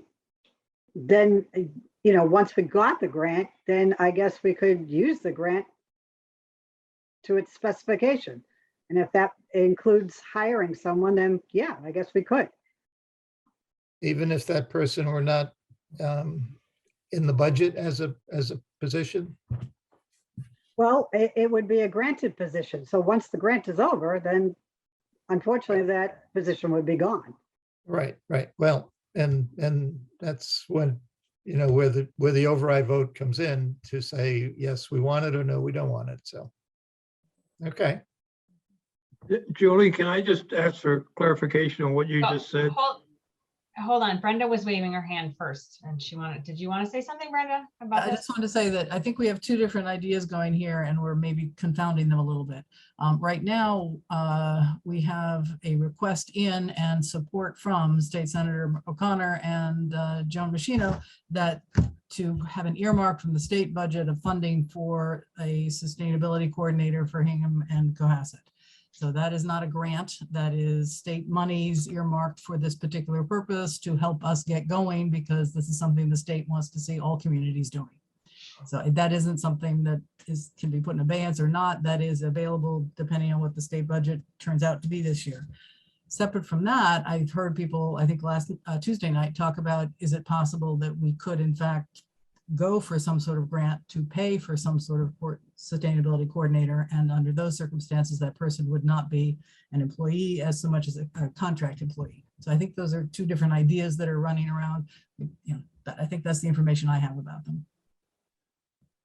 Thanks for that clarification, Brenda. I just wanted to ask that, so if the request that's been put in to the state, that is for a position though, and is it for a position specifically shared with Cohasset?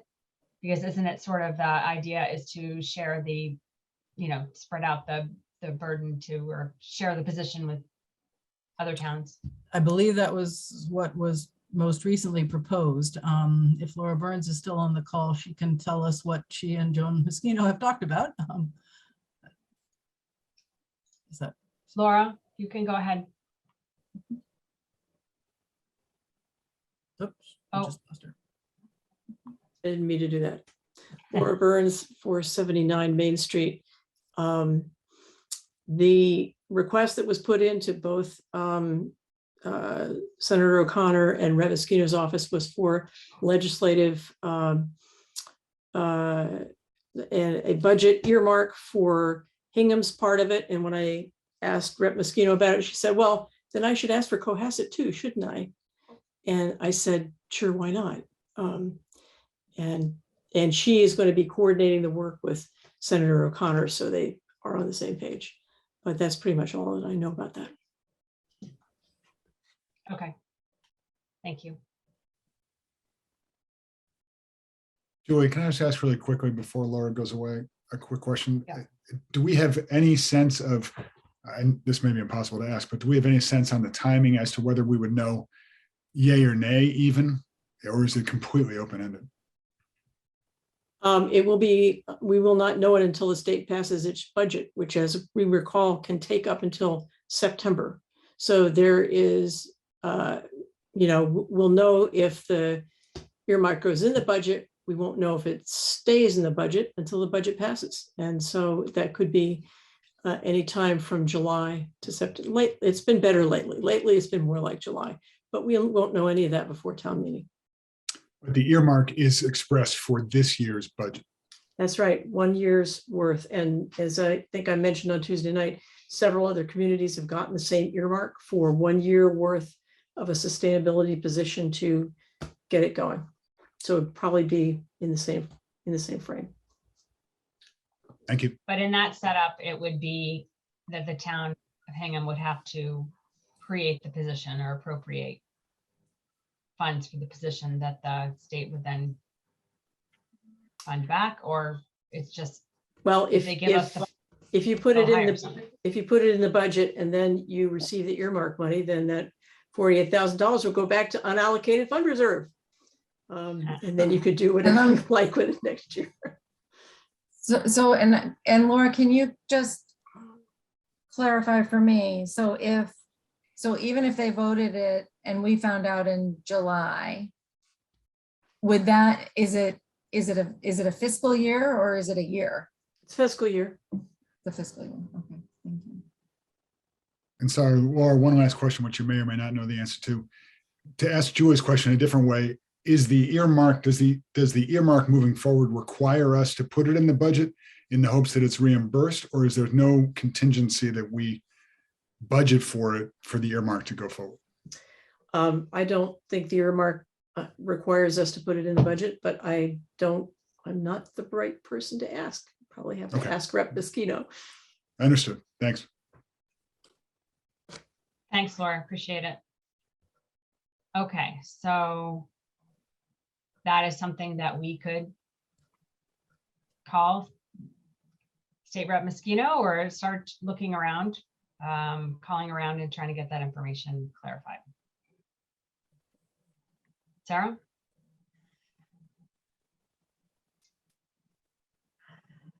Thanks. I had a logistics question following up on some of George's comments on the school side.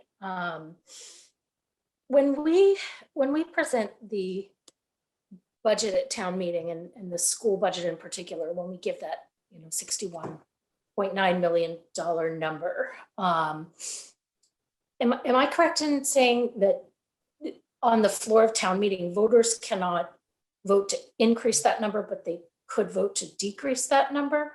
Is that correct?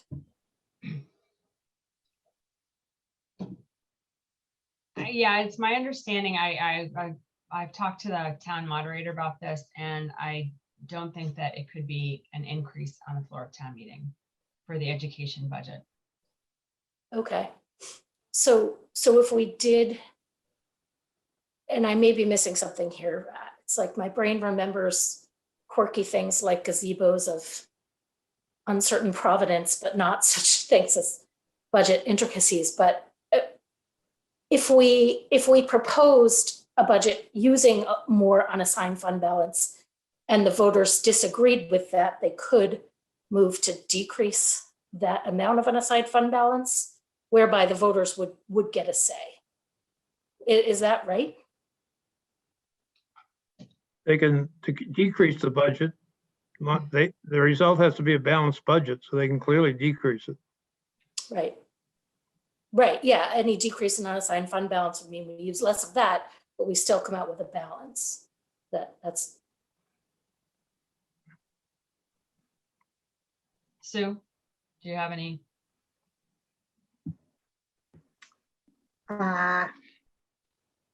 No, because I'm not really quite clear on what Sarah's asking.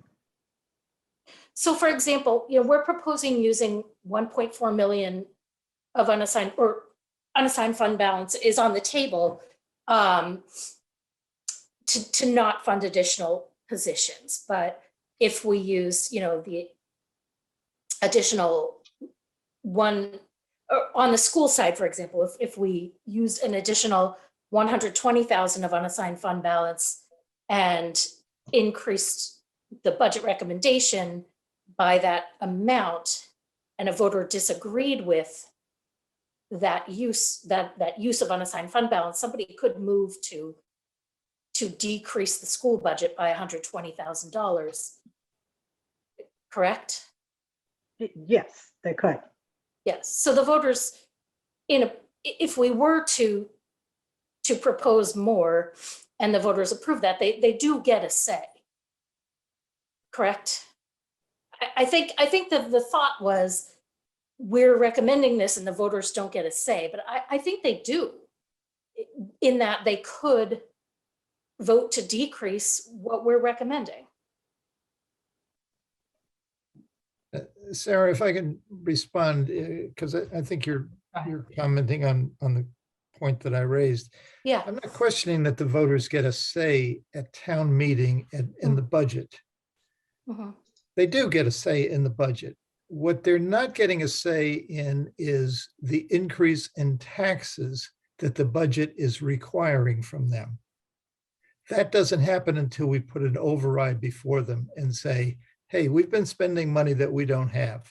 This is how much money we spent. And I think Julie showed a number earlier tonight that said it was $5.8 million looking at an override next year, plus anything else that we add either now or through requests for the 24 budget.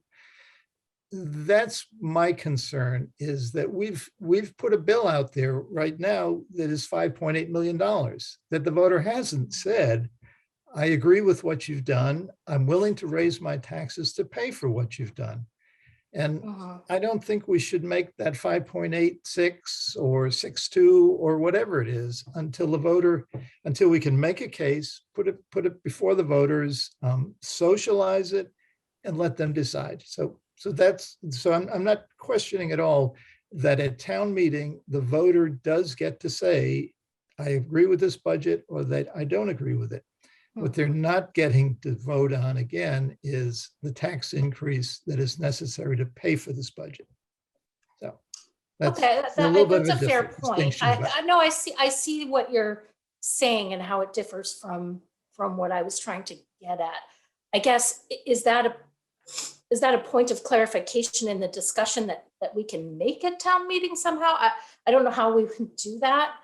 But, you know, to be clear what we're asking from them. I mean, if it wasn't clear last year that our use of unassigned fund balance was going to increase the need for the override that we thought was absolutely necessary and coming this year that didn't, you know, can we make that point again or anew, and make it clear so that the voters would know in supporting this town budget, they would be increasing the amount of a future override. And, you know, already, because we've done this once already, you know, a failure of an override becomes catastrophic to the positions we've added.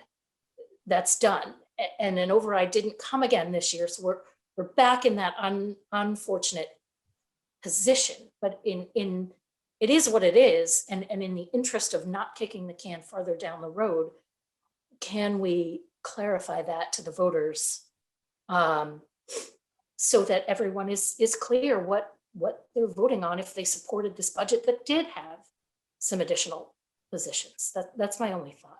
I don't know how we do that.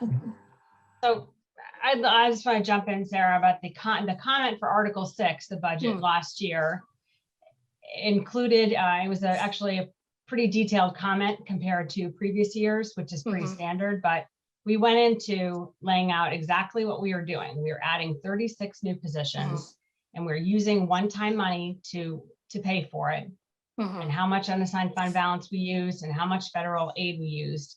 And it says in the comment, we told the voters when we present it to them, because a portion of the FY 2022 budget relies on one-time funding sources, the town will need to begin a collective effort to plan for how to sustainably fund the FY 2023 budget and beyond.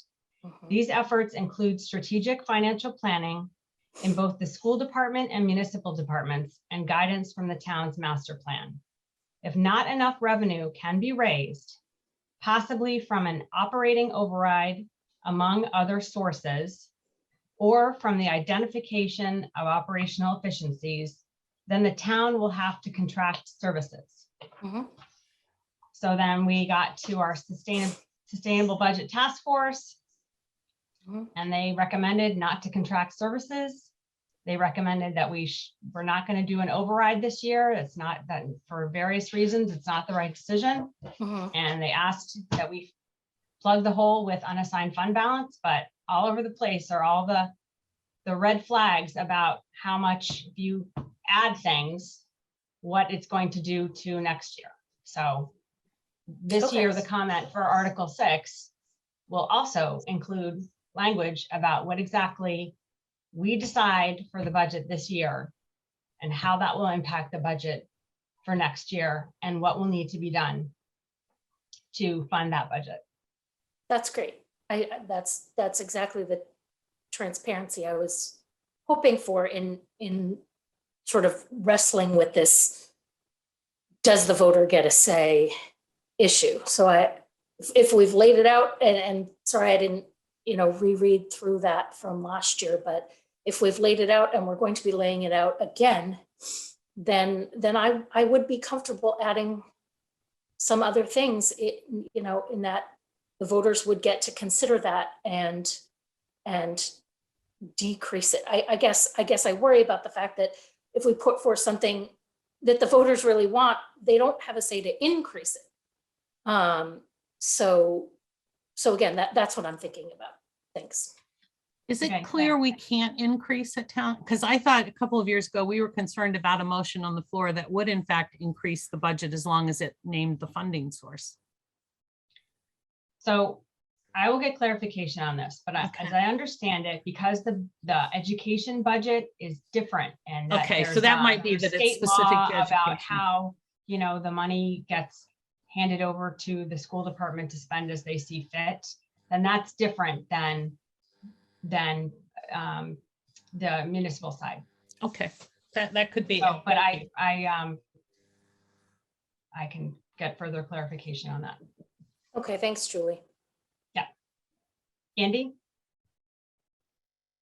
I had three quick things to say. I raised my hand before to see clarification of what you said, but I think Brenda clarified it, and it's that the grants that we would seek with regard to the sustainability coordinator are only available if that is a contractual position and not available if it's an employee, except for the earmarked funds that the state senator and our representative are specifically asking from the legislature.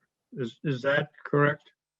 Well, it sounds like there's two potential paths. So one is a grant that you could pursue, but yes, that would be for a contract position.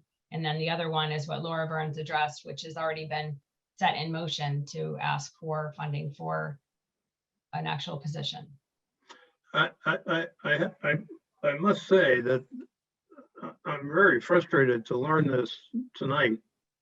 I mean, I don't know if it's my ignorance, but every time the sustainability budget coordinator position has been mentioned, it has come along with the caveat that, there's a lot of money out there for this kind of position, all sorts of money available, and more likely than not, we would get the grant money to fund this position. But I mean, if somebody had told me that back when, that this grant money everybody's talking about is only for a contractual consultant, I mean, I would have acted quite differently. I mean, this is stunning to me. Tell me if I'm alone in this. It's quite incredible. But for the happenstance of our representatives seeking this earmark, this bill for earmarking funds, I mean, why would we vote for this position if the only chance of getting grant money for it is if we don't hire someone but put it out to contract? No, it's two different things. It's two different things, Andy. Going to the legislature is for a position. I understand that. And then the other thing is for the other grant path is for a contract position. But I must say, I was not aware when this sustainability budget coordinator position was discussed or has been discussed, that the only possible funding source, except for our budget, was this special earmarked legislation. Were other people aware that was a bill had been submitted? But indeed, Sue, can you clarify? Because what I think that Andy might be replying to is what I think I heard from you, which was that the only way for us to take a grant in the middle of the year would be for a contracted position. If the position didn't exist, we couldn't create an FTE and apply a grant for it unless the grant covered the entire thing.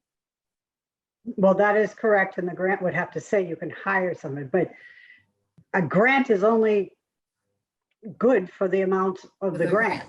Right. So but Nancy, if you hire an employee and the grant runs out, you end up losing that employee. Nancy, what we're being told tonight is that there's no grant money except for the special earmark, but all of this federal funds and all this other money for sustainability is not available for funding positions. It's only available for funding contractual obligations, not including salaries. What does that change for you, Andy? it changes the, that if I had been told that, I would have suggested that we put in the expense budget money for the sustainability budget coordinator, but not as a hiring position, as a contractual consultant. And if we got that, we would know that we had some chance of getting grant money.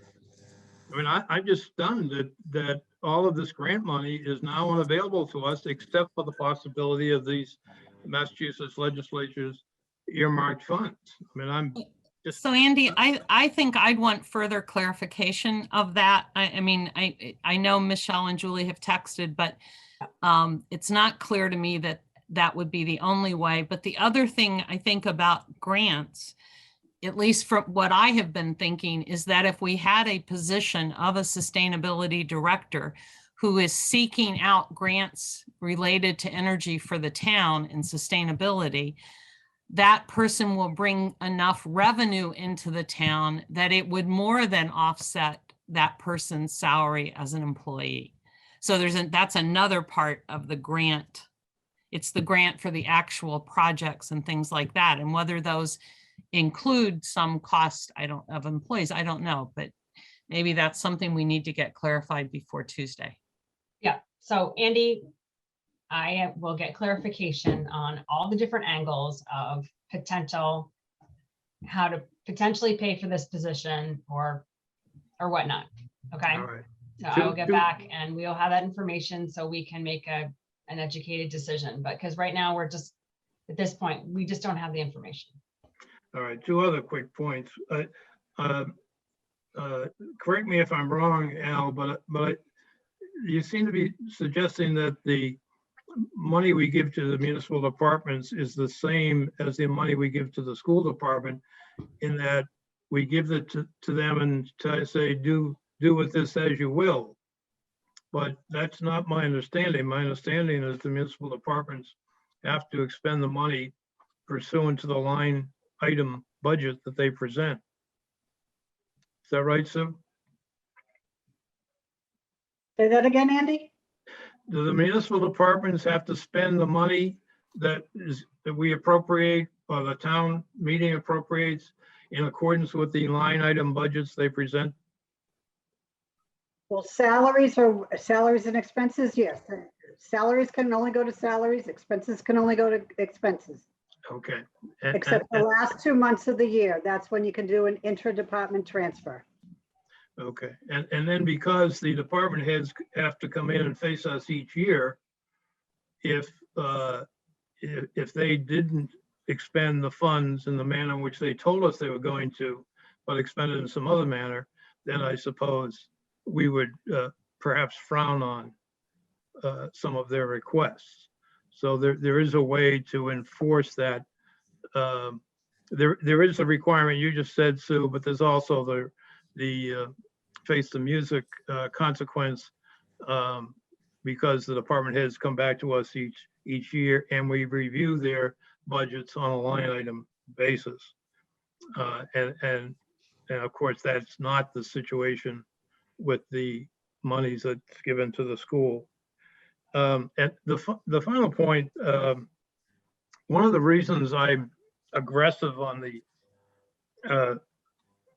using excess fund balance is, by my calculation, for fiscal 21, the school spent $780,000 less than it was appropriated in its budget. I don't know where that money went or is, but it's simple math. If you take the budget amount for 2021 of 56,730, and if you take the amount that was reported as actually expended, 55,949, is a $780,000 difference. Now, for fiscal 21, the fund balance memo indicated the education had a budget surplus of $1,096,000. but it added, this includes 1.3 million in receivables from the Plymouth County CARES Act. I can't reconcile those numbers. So perhaps Michelle, when you're talking about the fiscal 22 surplus, you can give me some help on the fiscal 21 surplus as well, because Sue has told us previously that the 1.3 million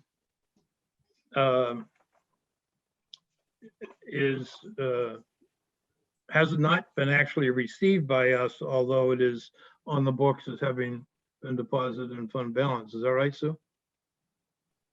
Yes, I did receivables, so Yeah. because the budgets needed it, we had to do it. And you're not even considering what they encumbered, so that might be the missing piece between what was appropriated, what was expended, and what was receivables. Okay, and the encumbered funds are not reported to you such that we would see them in the fund balance memo? Well, it's in a lump sum. You get, it's in the committed fund balance, but you don't see exactly what the school's encumbered or what accounting encumbered. I see. Okay. All right. Those are my questions. Thank you. Thanks, Andy. Bob? First, earlier, I meant to thank George for his draft comment on Article 6.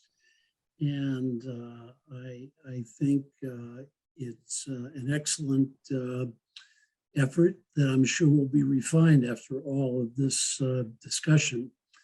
I also wanted to respond to Sarah in terms of last year's warrant, because the need and the imminence of an override was spelled out in rather great detail in the reports of the advisory committee and the Board of Selectmen, as well as in the comment that Julie referenced. And I'd anticipate that in this year's AdCom report would be providing the same kind of detail. I do think that many of us anticipated an override this year. And maybe for the point of going through the exercise, I mean, if we had an override this year, in order to balance the budget, we would basically be looking at $1.5 million that we'd want to add to the tax levy. And then that would reset the tax levy by that amount for the following year, plus 2.5%. So that instead of looking at a $5.8 million override or more next year,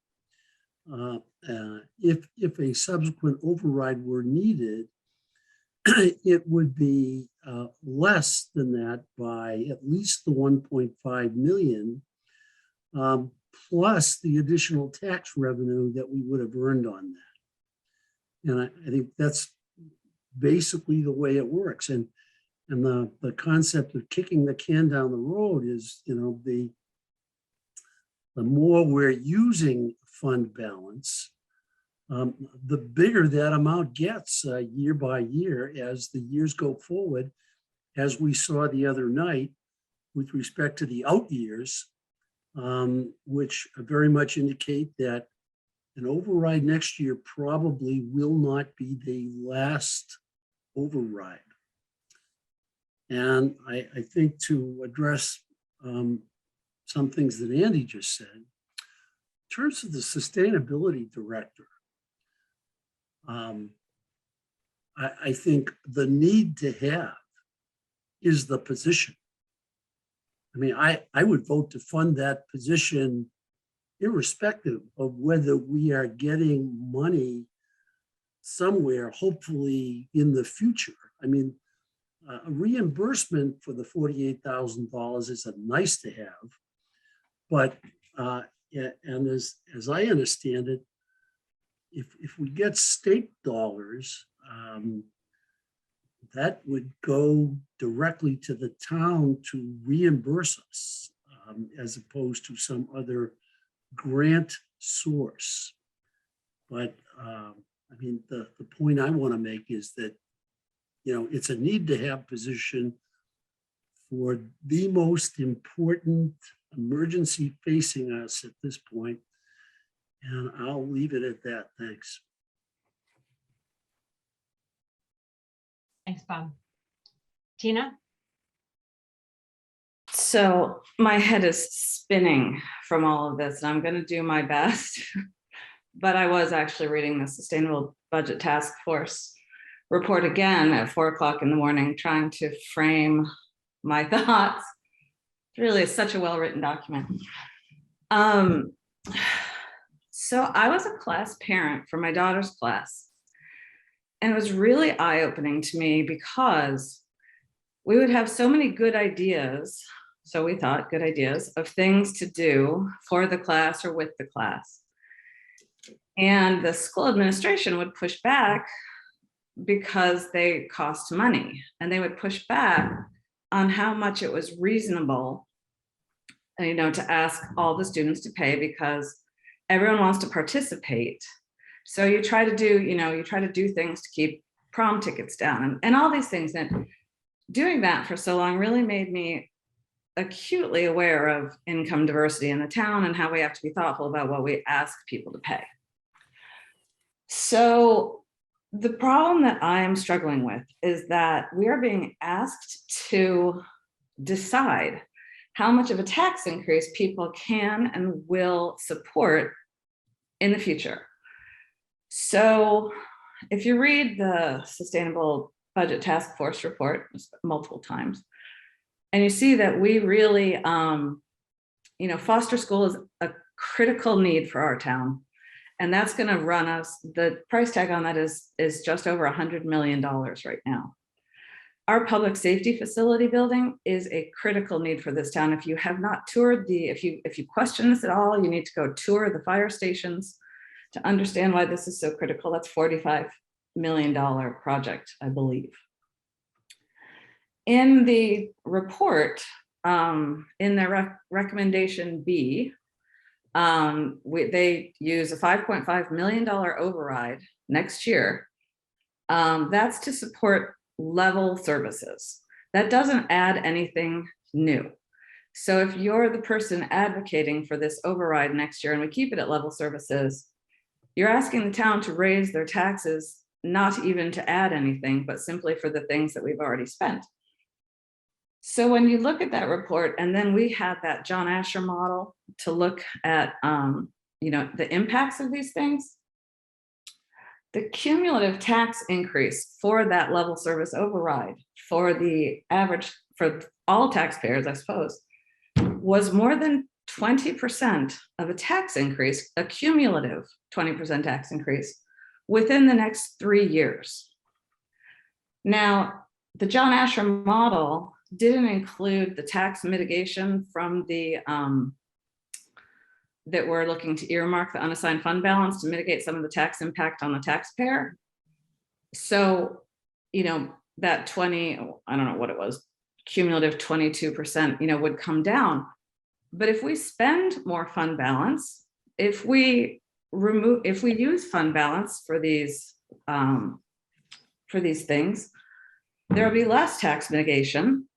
And if we increase our asks next year beyond the 5.5, if we were to add the positions, all of the ads that we were asked to do this year for school and municipal, it was $7.8 million next year would be the override, which would be well over a 25% tax increase in the within 3 years, cumulative. I mean, that includes our 2.5%. So I really want a sustainability director, and I'd love to figure out how we can fund it. And I agree, fine arts is critical, but I don't know how to make a decision to increase our budget without including the taxpayers truly in this conversation to know what they can and will be able to afford. Thanks. Thanks, Tina. Any other advisory committee members want to talk? Dave Lee. I just want, because I know we have a lot of people on this call and we've talked a lot about the comment last year and our expectation there would be an override. So I just want to reiterate, we don't decide that. So that's the problem. We've been put in a position where we need more money, but we are not the ones who determine that there will be an override. And so I think so to the extent that anybody listening feels or hears frustration, there is frustration in that we know what position we're in. We know what position we were in last year as well. And we know what position we're going to be in next year. And it looks like next year, the people that do decide to have an override are going to decide that we should have an override. But just for people who might be wondering, listening on the call and wondering, well, if you expected it, why didn't you do it? We're not the ones who make that decision. So that's all. Thanks, Dave Lee. Caitlin. Thank you, Julie. A lot of people already have been saying what I've been thinking, but just to kind of get my thoughts out there, they're closely aligned with George's. In the situation we're in with revenue not covering our expenses and no override, I agree that we shouldn't be adding any additional asks, but I think maybe a little bit consistent with some on here and not others, but we should be consistent across the board and not fund things like the sustainability director or the election machine, because to me it feels like we are picking and choosing, and we should just be consistent in our approach. And I think if those items are important enough to the town, then we should find what budget to open up to prioritize that in. I know we don't have much time, but to me they are. While they cost, there's the significant costs, they're not that significant where I don't think you could cut something somewhere else to make them happen. So that's my stance on where we're at. Thanks, Caitlin. Evan? Thanks, Julie. I just want to kind of accentuate the point that Dave Lee made. For folks kind of who are, tuning in, disappointed that certain things didn't get kind of agreed upon or voted upon in the budget. This situation we find ourselves is entirely self-inflicted. It's a choice we made as a town, and I think Bob, articulated well. Advisory committee has been putting in, at least for the last 2, could be 3, floated the possibility of the need for an override to kind of handle the level of services that we're seeing requested, and then just kind of the growing of the overall budget. So we are, again, now I've said it, I think almost every call we've had in the last couple of weeks, we don't make that policy. That is part town administrator and your elected officials. So I sympathize with the positions that everybody's requesting, but we can't make this hole any bigger this year. And there's a good chance that if we don't get enough people out to support an override, that there's a potential that it doesn't pass next year. And there's a lot of positions that have been added in the last 2 to 3 years that would have to go away. So. Thanks, Evan.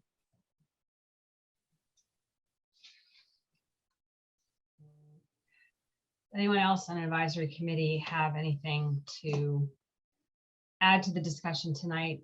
Again, we're not going to vote tonight. We have some outstanding questions. We still have maybe some thinking to do about things. Anyone else? Andy? I wanted to bring up a point that Bob Curley raised a few meetings ago when we talked about the override, and correct me if I misstate, Bob, but I believe you said that when we go before town meeting requesting an override, we essentially have to present two budgets. One, how the money would be spent or appropriated if the override passed, and a second one that shows how the money would be appropriated and spent if the override fails. And in that second budget, which assumes an override fails, we would have to lay out pretty starkly what positions would come out of the budget if the override did not pass. I believe I'm correct on that, right, Bob, Sue? Well, Go ahead, Bob. I'm not quite sure that that's what I said, but going back to the override warrant in 2009, we would need to present a balanced budget with the revenues and money available to us, presumably exclusive of any fund balance. And then the way it was done in 2009, at the end of Article 6, the warrant indicated that if an override were passed, that so many dollars would be added to specific budgets. So, for example, next year, and of course, that DOR pamphlet on overrides that everybody's had for the last couple of years indicates that there are multiple ways to do an override. And it has just been observed, we don't get to do that. That's something that the Board of Selectmen and with the assistance of the town administrator would need to do. But just as an example, if we take one-time money out of the picture next year, so we're taking what let's just say $5 million as a round number. So all the budgets, education and all the municipal budgets have to be presented with $5 million less as the balanced budget. So if you think about, education as 60% or more of the town budget, that's $3 million less of money that the school department would have to spend. And if you think about personnel as being 88% of that, that means there'd be over $2.5 million of cut positions in education. And of course, the same thing would have to happen on the municipal side. And so the override portion of the budget, if done in the same way we did it in 2009, would then say at the end of Article 6, and if the override passes at this town meeting and at a subsequent ballot vote, which would need to be held, we would add X dollars back into each of these budgets.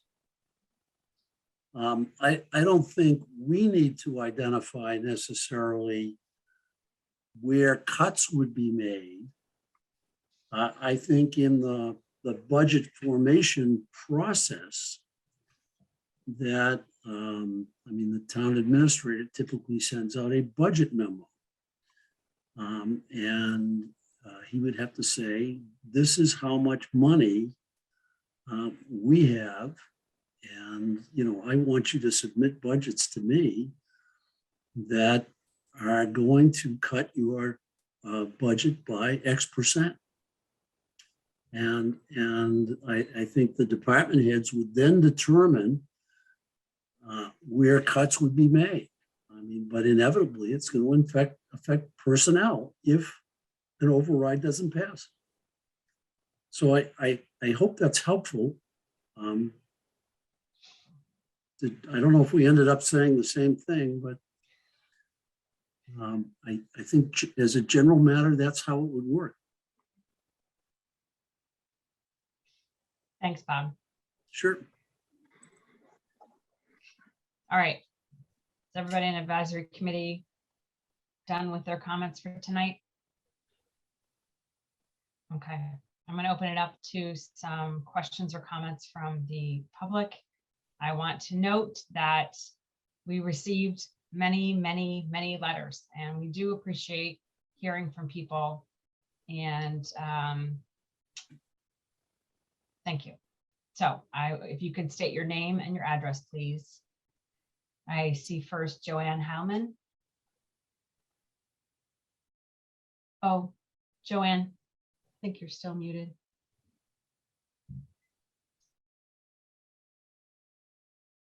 Yes, There you sorry. Okay, now I've lost what. Joanne Heilman, 319 Lincoln Street, apartment 448.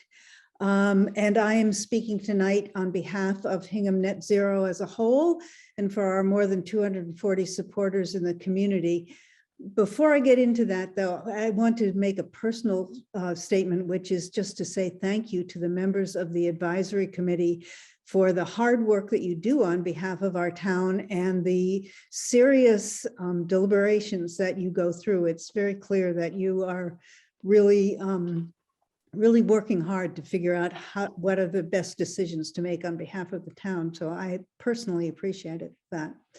But on behalf of Hingham Net Zero, we're here to say that we believe we must not put off beginning our work to stem climate change as a town.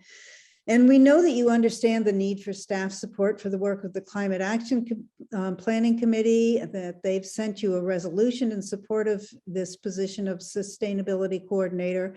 The town's Energy Action and Cleaner Greener Hingham committees have also expressed support for this commitment that the town needs to make in order to meet the carbon reduction goals which were set last year. We recognize how difficult this year's budget system is and the large number of competing priorities that need attention. But this priority clearly stands out in one important way, and I think Brenda has mentioned this as well. You've heard from the citizens about it. You've heard from many citizens. I know you've been receiving all those emails. If you think about it, this is pretty unusual. An outpouring of support for the creation of a staff position on the town side of the budget doesn't often happen. Sometimes there are requests from citizens for particular positions in the schools, but not so much for the town. The upwelling of interest in this position tells us that Hingham thinks we can't put off beginning our work to cut carbon emissions. I'm not going to list all the various community organizations I know you have heard of that are supporting this, but there are several, more than 10. And I just want to say that the tremendous support that this idea has received should give you confidence when you fund this position that you are responding to a strongly felt priority of the community. So please take note of the unusual level of support for this idea and set us on the road to lowering carbon emissions. Thank you. Thank you. Next, we have Elliott Place. Hi, Elliott Place, 91 Kimball Beach Road. I'm pretty nervous because this is really important. First, I want to thank you all on the advisory committee for your hard work, and the select board, and Michelle Monsegur and Sue Nickerson and Tom Mayo for the diligence in these very difficult budget deliberations. I request your approval of the Sustainability Coordinator Director budget item as proposed previously by the town administrator and by the Climate Action Planning Committee, which I'm a member of, in conjunction with Town of Cohasset, with a price of $48,000 for Hingham, in addition to a proposed state earmark of $40,000 on Senator Patrick O'Connor's and Representative Joan Mosquito's. Be it that climate change unabated may well end our human habitat on this planet as we know it. We must develop and implement a climate action plan as soon as possible, locally, statewide, nationwide, and throughout the world. A Hingham Sustainability Coordinator / Director would help facilitate, guide, and implement such a climate action plan, and has been supported, as Joanne pointed out, by many groups, actually about 15 different groups in Hingham.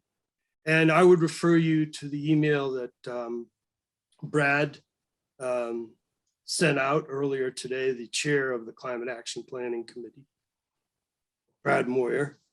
He refers to it, and he also refers to the fact that such a position would galvanize grant writing and in essence save money for the town over time. Thanks. Thanks, Elliot. Michelle? Thank you. Thanks, Julie. Michelle Ayer, 41 Hemlock Road, also the vice chair of the Hingham School Committee. You know, I'm thinking about this as hearing all these conversations. I absolutely do not envy your position right now. And having been a person who's been in a very unenviable position over the past few years. So I feel for you all. And I think it's so hard to hear that everyone recognizes the needs for the funding, and yet we don't have a way to fund those needs. And it just leads us to think, you know, so what are we going to do, right? And when it comes to the schools, yes, we do have a very big budget, and yes, we get to decide as a school committee uniquely how to manage that budget. And as I had mentioned last night, that's by design, right? Because the school department budget is very unwieldy, because schools are very unwieldy. I mean, in Hingham, we have nearly 3,900 children, each of whom have 3,900 individual educational, social, and emotional needs that the schools have to meet. We have a fleet of vehicles. We run 6 health centers, 6 buildings, most of which are pretty aged, that require a lot of capital maintenance, as would be expected in aged buildings. We have funding for career counseling, college counseling, vocational training. We run 6 cafeterias every day, feeding thousands of children up to 2 meals a day. And so, yes, the schools get a big portion of the budget because there's a lot of need. We too have been stuck in a hole for the past decade of structural deficits, and we're not trying to make the hole deeper. What we're trying to do on our end is find a ladder to get us out of the structural deficit hole that we have been in over the past decade in our schools. And I think it really hit me today in thinking about it that, you know, the school department asked for an $885,000 increase. That's $229 per pupil. That's a really small amount of money per pupil, and we can't even come up with that. And that's really it's a sad statement, right? I think for too long, our budget and our budgeting just hasn't reflected what this town values. And I know everybody on this call and in the Board of Selectmen, what we value in this town are our town employees and our facilities and our great schools and our senior citizens and our senior center and our community center. And just somehow we have to figure out a way to get this revenue right size for our town, because we have to start reflecting our values when we go to town meeting and vote for things. So I just hope that we can find a path forward for next year as to how we're going to do that, because there are so many critical needs, both on the school side and the town side. And we have to figure out a way to get there. So thank you, though, for your work on all of this. We greatly appreciate it. And we do appreciate all that you're doing and the support of both you, this organization, as well as the townspeople for our schools.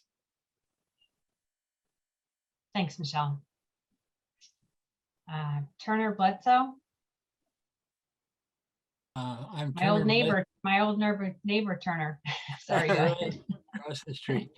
Turner Bledsoe. I live in 201 Linden Ponds Way, Unit T15. I too would like to compliment you on the depth of your exploration of this thorny decision, but I'm speaking very much on behalf of the Sustainability Director. And the time is late for what we're doing. It's about 40 years late. We've known what needed to be done, what was going wrong in the climate crisis, and now we are on the threshold of losing the whole game because we're late. So that's a driving force. But the point that I think has been made tonight is that this position is an investment. The resources to pay for it are only part of the advantage of putting that position in place, because there are grants that are needed to develop the implementation of this complicated plan. And those funds will be delayed or lost if we don't move quickly and decisively on the position. So however you fund it, we should have this position. And I think it should be in the budget. Thank you. Thanks, Turner. John Borger.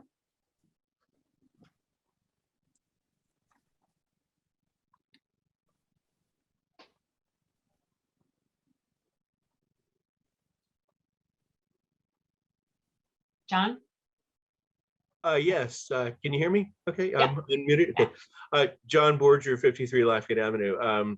It's late and I'm going to try to keep this brief. I do want to echo the sentiments that I've heard tonight. I don't envy the job that you folks have to do. I know you are agonizing about this. This is, I think, a once in a century set of terrible issues that the pandemic has originated for us. And it's very difficult. I guess the one message that I would want to give you, and that is to echo what Turner said about if you can possibly approach this as an investment opportunity. When we submitted a business justification for this to the select board back in the 1st of December, that's the approach that we took.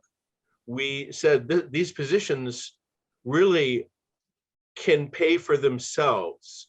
And just looking at green communities grants typically are for implementing energy efficiencies where savings redound to the town and then compound over years. If you put LED lights in all the street lights, you're going to save a lot of electricity. And the grant is for you to help purchase those lights. But then next year, you don't have to turn the savings back to the state. You realize those savings. That's one way that these grants pay for themselves, pay for the staff who garner them. I think, hopefully you've had a chance to look at Brad Moyer's memo, and you get a feel there for the scale of the gap between what our neighboring towns have been able to win in terms of grants, and Hingham, we're at like $132,000. So you realize efficiencies that you can then utilize to pay for this position going forward. And the coordinators in the towns that we're aware of, and there's some like 18, 20 towns that we tabulated that have this position, they form an informal and a formal network. They share information, they share tips, they share leads, they share how to. And you really, unless you have somebody plugged into that process for the town, you really are not getting that information. So you fund the position through savings. The second part is, as I understand it, that the each grant includes or can include a certain percentage for administrative expense. So if you get $500,000 worth of grants and you're getting a 10% reimbursement for sheer administrative expense for dealing with the tasks involved in reporting, et cetera, on the grants. Again, that's revenue to the town. So we've heard a lot tonight about, and Tuesday I was with you till 11. We've heard a lot about, you don't want to dig the hole deeper. And I'm just hoping that you can also see this as the need to prime the pump. And sometimes you need to prime the pump. So again, I don't envy you. If you can solve this Gordian knot, that would be terrific. But thanks for trying anyway. Thank you. Thanks, John. Kristen? Yes, hi, everybody. Thank you for still being up that late, and thank you for all the great work you're doing. It's Christine Eigenman, 29 House Street. I'm the mom of 3 children, and I'm deeply concerned about climate change. A sustainability coordinator for me is critical to the fight against climate change and to allow a future for my children, for everybody's children here in this town. And it's impacting every one of us. I think we're all clear with that. But, and as has been mentioned several times, and I really appreciate that, this coordinator role is also a big revenue opportunity. So as John put it, an investment opportunity, and Hingham urgently needs that. So please, and I know you have a really difficult task, but please find a way to include the position. And the community supports it, as Elliot put so nicely. There's so many groups, organizations, committees out there, which will have your back if you find a way to include the position. Thank you so much. Thank you. Andy? I just want to say that I think John cleared up my frustration, and he was echoing remarks Dave Lane said earlier. And now I understand better the grant process and the business case for it. Apparently I had lost sight of that. So thank you, Dave Lane and John. Thanks, Andy. Paul? Paul Sprecher, 302 Linden Ponds Way. I'm speaking on behalf of our Global Warming Action Group, as is Turner. This is the point in a service where you say, let's submit the last hymn for the sake of time, which I had to do last Sunday. 2 words, risk and support. I know it's a risk to include the sustainability director, and I understand your concerns.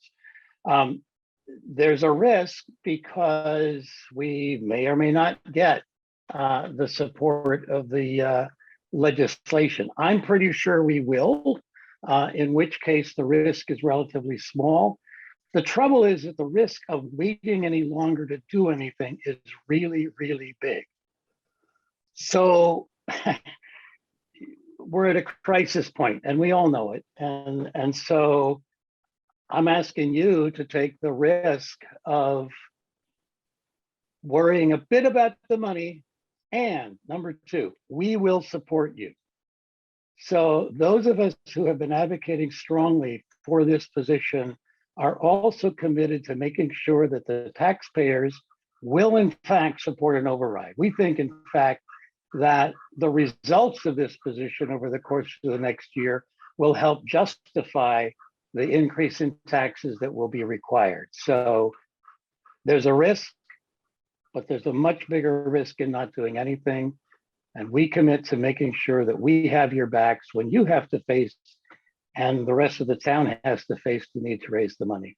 And thank you so much for your careful discussion tonight. It's incredibly, incredibly impressive. Thank you all for your volunteer time. Thanks, Paul. Next, we have Michael Reeve. Yeah, good evening, everyone. Michael Reeve, Energy Action Committee, 31 Howland Lane. I just want to echo and thank everybody for a very open, fair, equitable, and meaningful and informative discussion tonight. It's a pleasure to listen to everybody, and I understand all the hard work that's gone into it and all the perspectives. I think it's an amazing achievement for a town like Hingham to have the input into its governing body as the advisory committee or the select board or any of the other plethora of committees that are actively going on simultaneously on almost every night of the week. I also want to thank my fellow citizens of Turner, Elliot, Christine, John, Paul, who I've become very familiar with as we've worked together at Hingham Net Zero. And their sentiment is really heartfelt for me. I mean, Turner put it very eloquently tonight. You know, we're 40 years behind. And we have all benefited from that carbon that we have burned over those 40 or 50 years to get us where we are now. And I think we're in the point where we need to do something about it. And we can, as a town, we can be either a leader or a follower.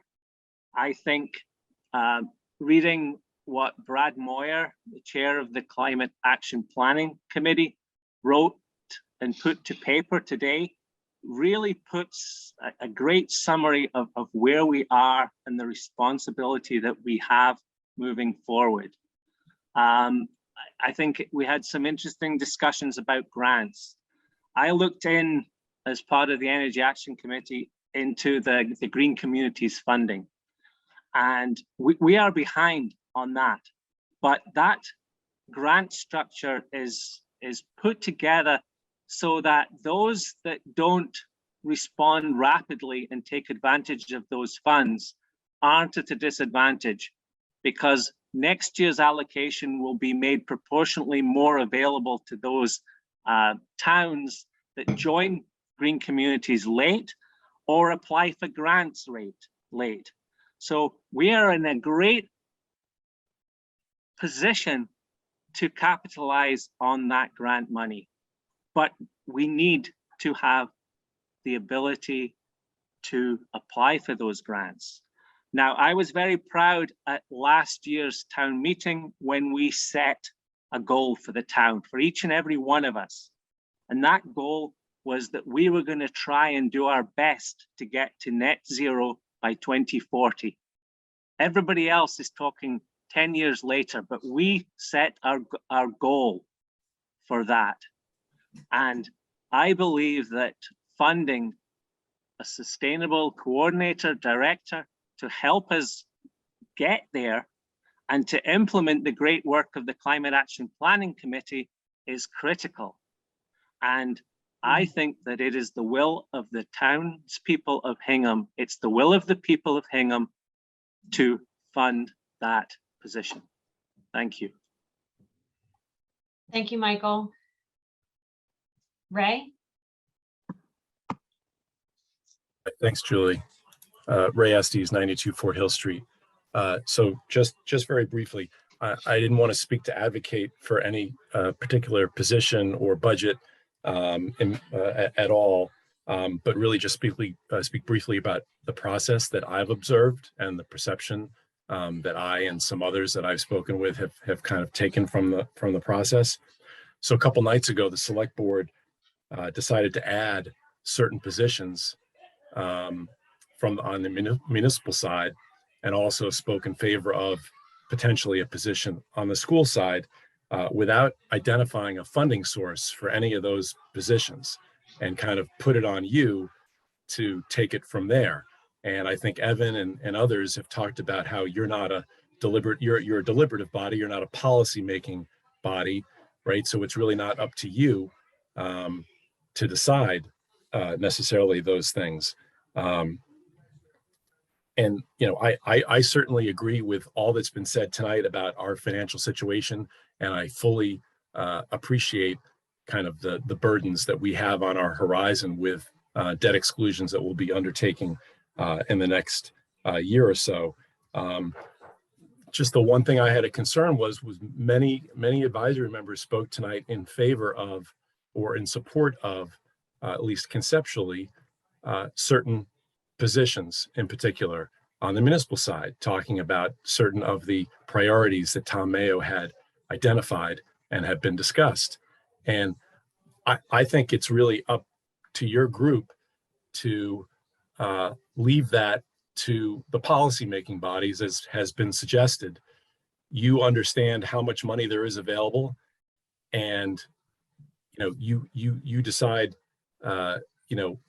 what to put in front of the voters in terms of that number. I think it's really difficult when you're an appointed person and you're not elected and you're not accountable to the voters, to sit in judgment of certain positions over another. I completely respect all of you and all of the work that you put into this, and it's an impossible task. I understand that. I just wanted to share with you the perception that some may have when you're talking about, certain positions over other positions. It kind of feels like because you don't represent the voters, although you're stewards for town meeting, you might be sharing some of your personal feelings about whether you think a sustainability director is important, or this position is important, or that position. And I support all the positions. I personally think that either you support all of the positions that have been requested, or you support none of the positions, and you don't pick and choose, because then you can't be accused of favoring one over the other. Thank you. Thanks, Ray. Anybody else have any comments before I wrap it up? All right. So we had a good, productive conversation tonight. We have some questions that we can get answers to. I can report back. And we will meet on Tuesday again. And we will, right now I'm just skipping to housekeeping items. That next meeting will be on Tuesday. We're going to have first a joint meeting with the select board to hear zoning articles, CCC and DGD. And then AdCom will recess and reconvene in its own meeting. I don't know if we'll feel like we're in a position to be able to vote CCC on Tuesday, but we have that option. I know it's a complicated article and it's a very long comment. And so we'll see if we can get through that. And then we will take up Article F and we will vote the budget. So anyone have any questions about that plan for Tuesday? Can I just say that since I think the recommended motion in Article CCC is going to be 16 pages, I expect that Mr. McDonald will have reduce that to memory and be able to answer any questions on the recommended motion that anybody from the planning board can't. Is that all right, Al? Are you picking on Al specifically? Yeah. Thanks, Andy. Daveline? Yeah, I would just like to remind people, if you have an article that was approved last week or this week, to please try to finish it as soon as you can and to get it to your editors. It's just, it gets really tough next week when we're trying to finish them to get them to Julie so she can finish them so that they can get to the select board office. It really backs up. So I know a couple of you are waiting for some information, and that's helpful because I know that you're waiting for the information, but sometimes it's easy to let them sit for a while. So I'm just encouraging you not to let them sit if they're ready to go. And I know I have emailed a couple of you about ones I'm waiting for. Thank you. And even if you're waiting for a little bit of information, you can write a note and just say, pending this last drop in of information, but get it to the editor so that work can get started. And George. Oh, sorry, Nancy. No, I'm just kidding. So thank you for keeping on top of just double checking where your article is, and George will continue to update the WAS. I think it needs an update where we have things have been moving around. So I can take a look at what I know, George, tomorrow and send it along to you. Okay, thanks. Okay, so we're going to move forward with the assumption that town meeting is on Saturday, April 30th. We're waiting for the last signatures on Beacon Hill for whatever the mechanism for making town meeting happen on April 30th, and then the town election happening later. But I just wanted to tell you that I reserve April 30th. And the idea is that there would be a rain date on Sunday, May 1st. And then if that rains that day too, then the town meeting would be on May 9th, which is a Monday night indoors. And that the town, yep, Is the April 30 Saturday meeting indoors? no, it's outdoors. That's why they have the rain date. Good point. Good point. So anyway, and before town meeting starts on the, presuming the 30th. What was the rain date? I got. Oh, so Saturday, April 30th would be town meeting outside. First rain date is May 1st, which is the next day. It's a Sunday. And then Monday, May 9th. And that's that one would be inside. Okay, thank you. So besides town meeting, and the day of town meeting, we would have a little meeting before town meeting starts because we have to vote the reserve fund transfer amount. So I would set that up. But last year we did it by Zoom, and then we all went to town meeting in person and could just figure out the mechanics of that. But just so you know, the morning of April 30th, we would have a quick meeting. And also in April, I believe that advisory committee will have a meeting on the 12th, and that would be a joint session with the select board and the school committee. And we would go into executive session to discuss collective bargaining strategy for the contract negotiations that the school committee will be undertaking in the coming year.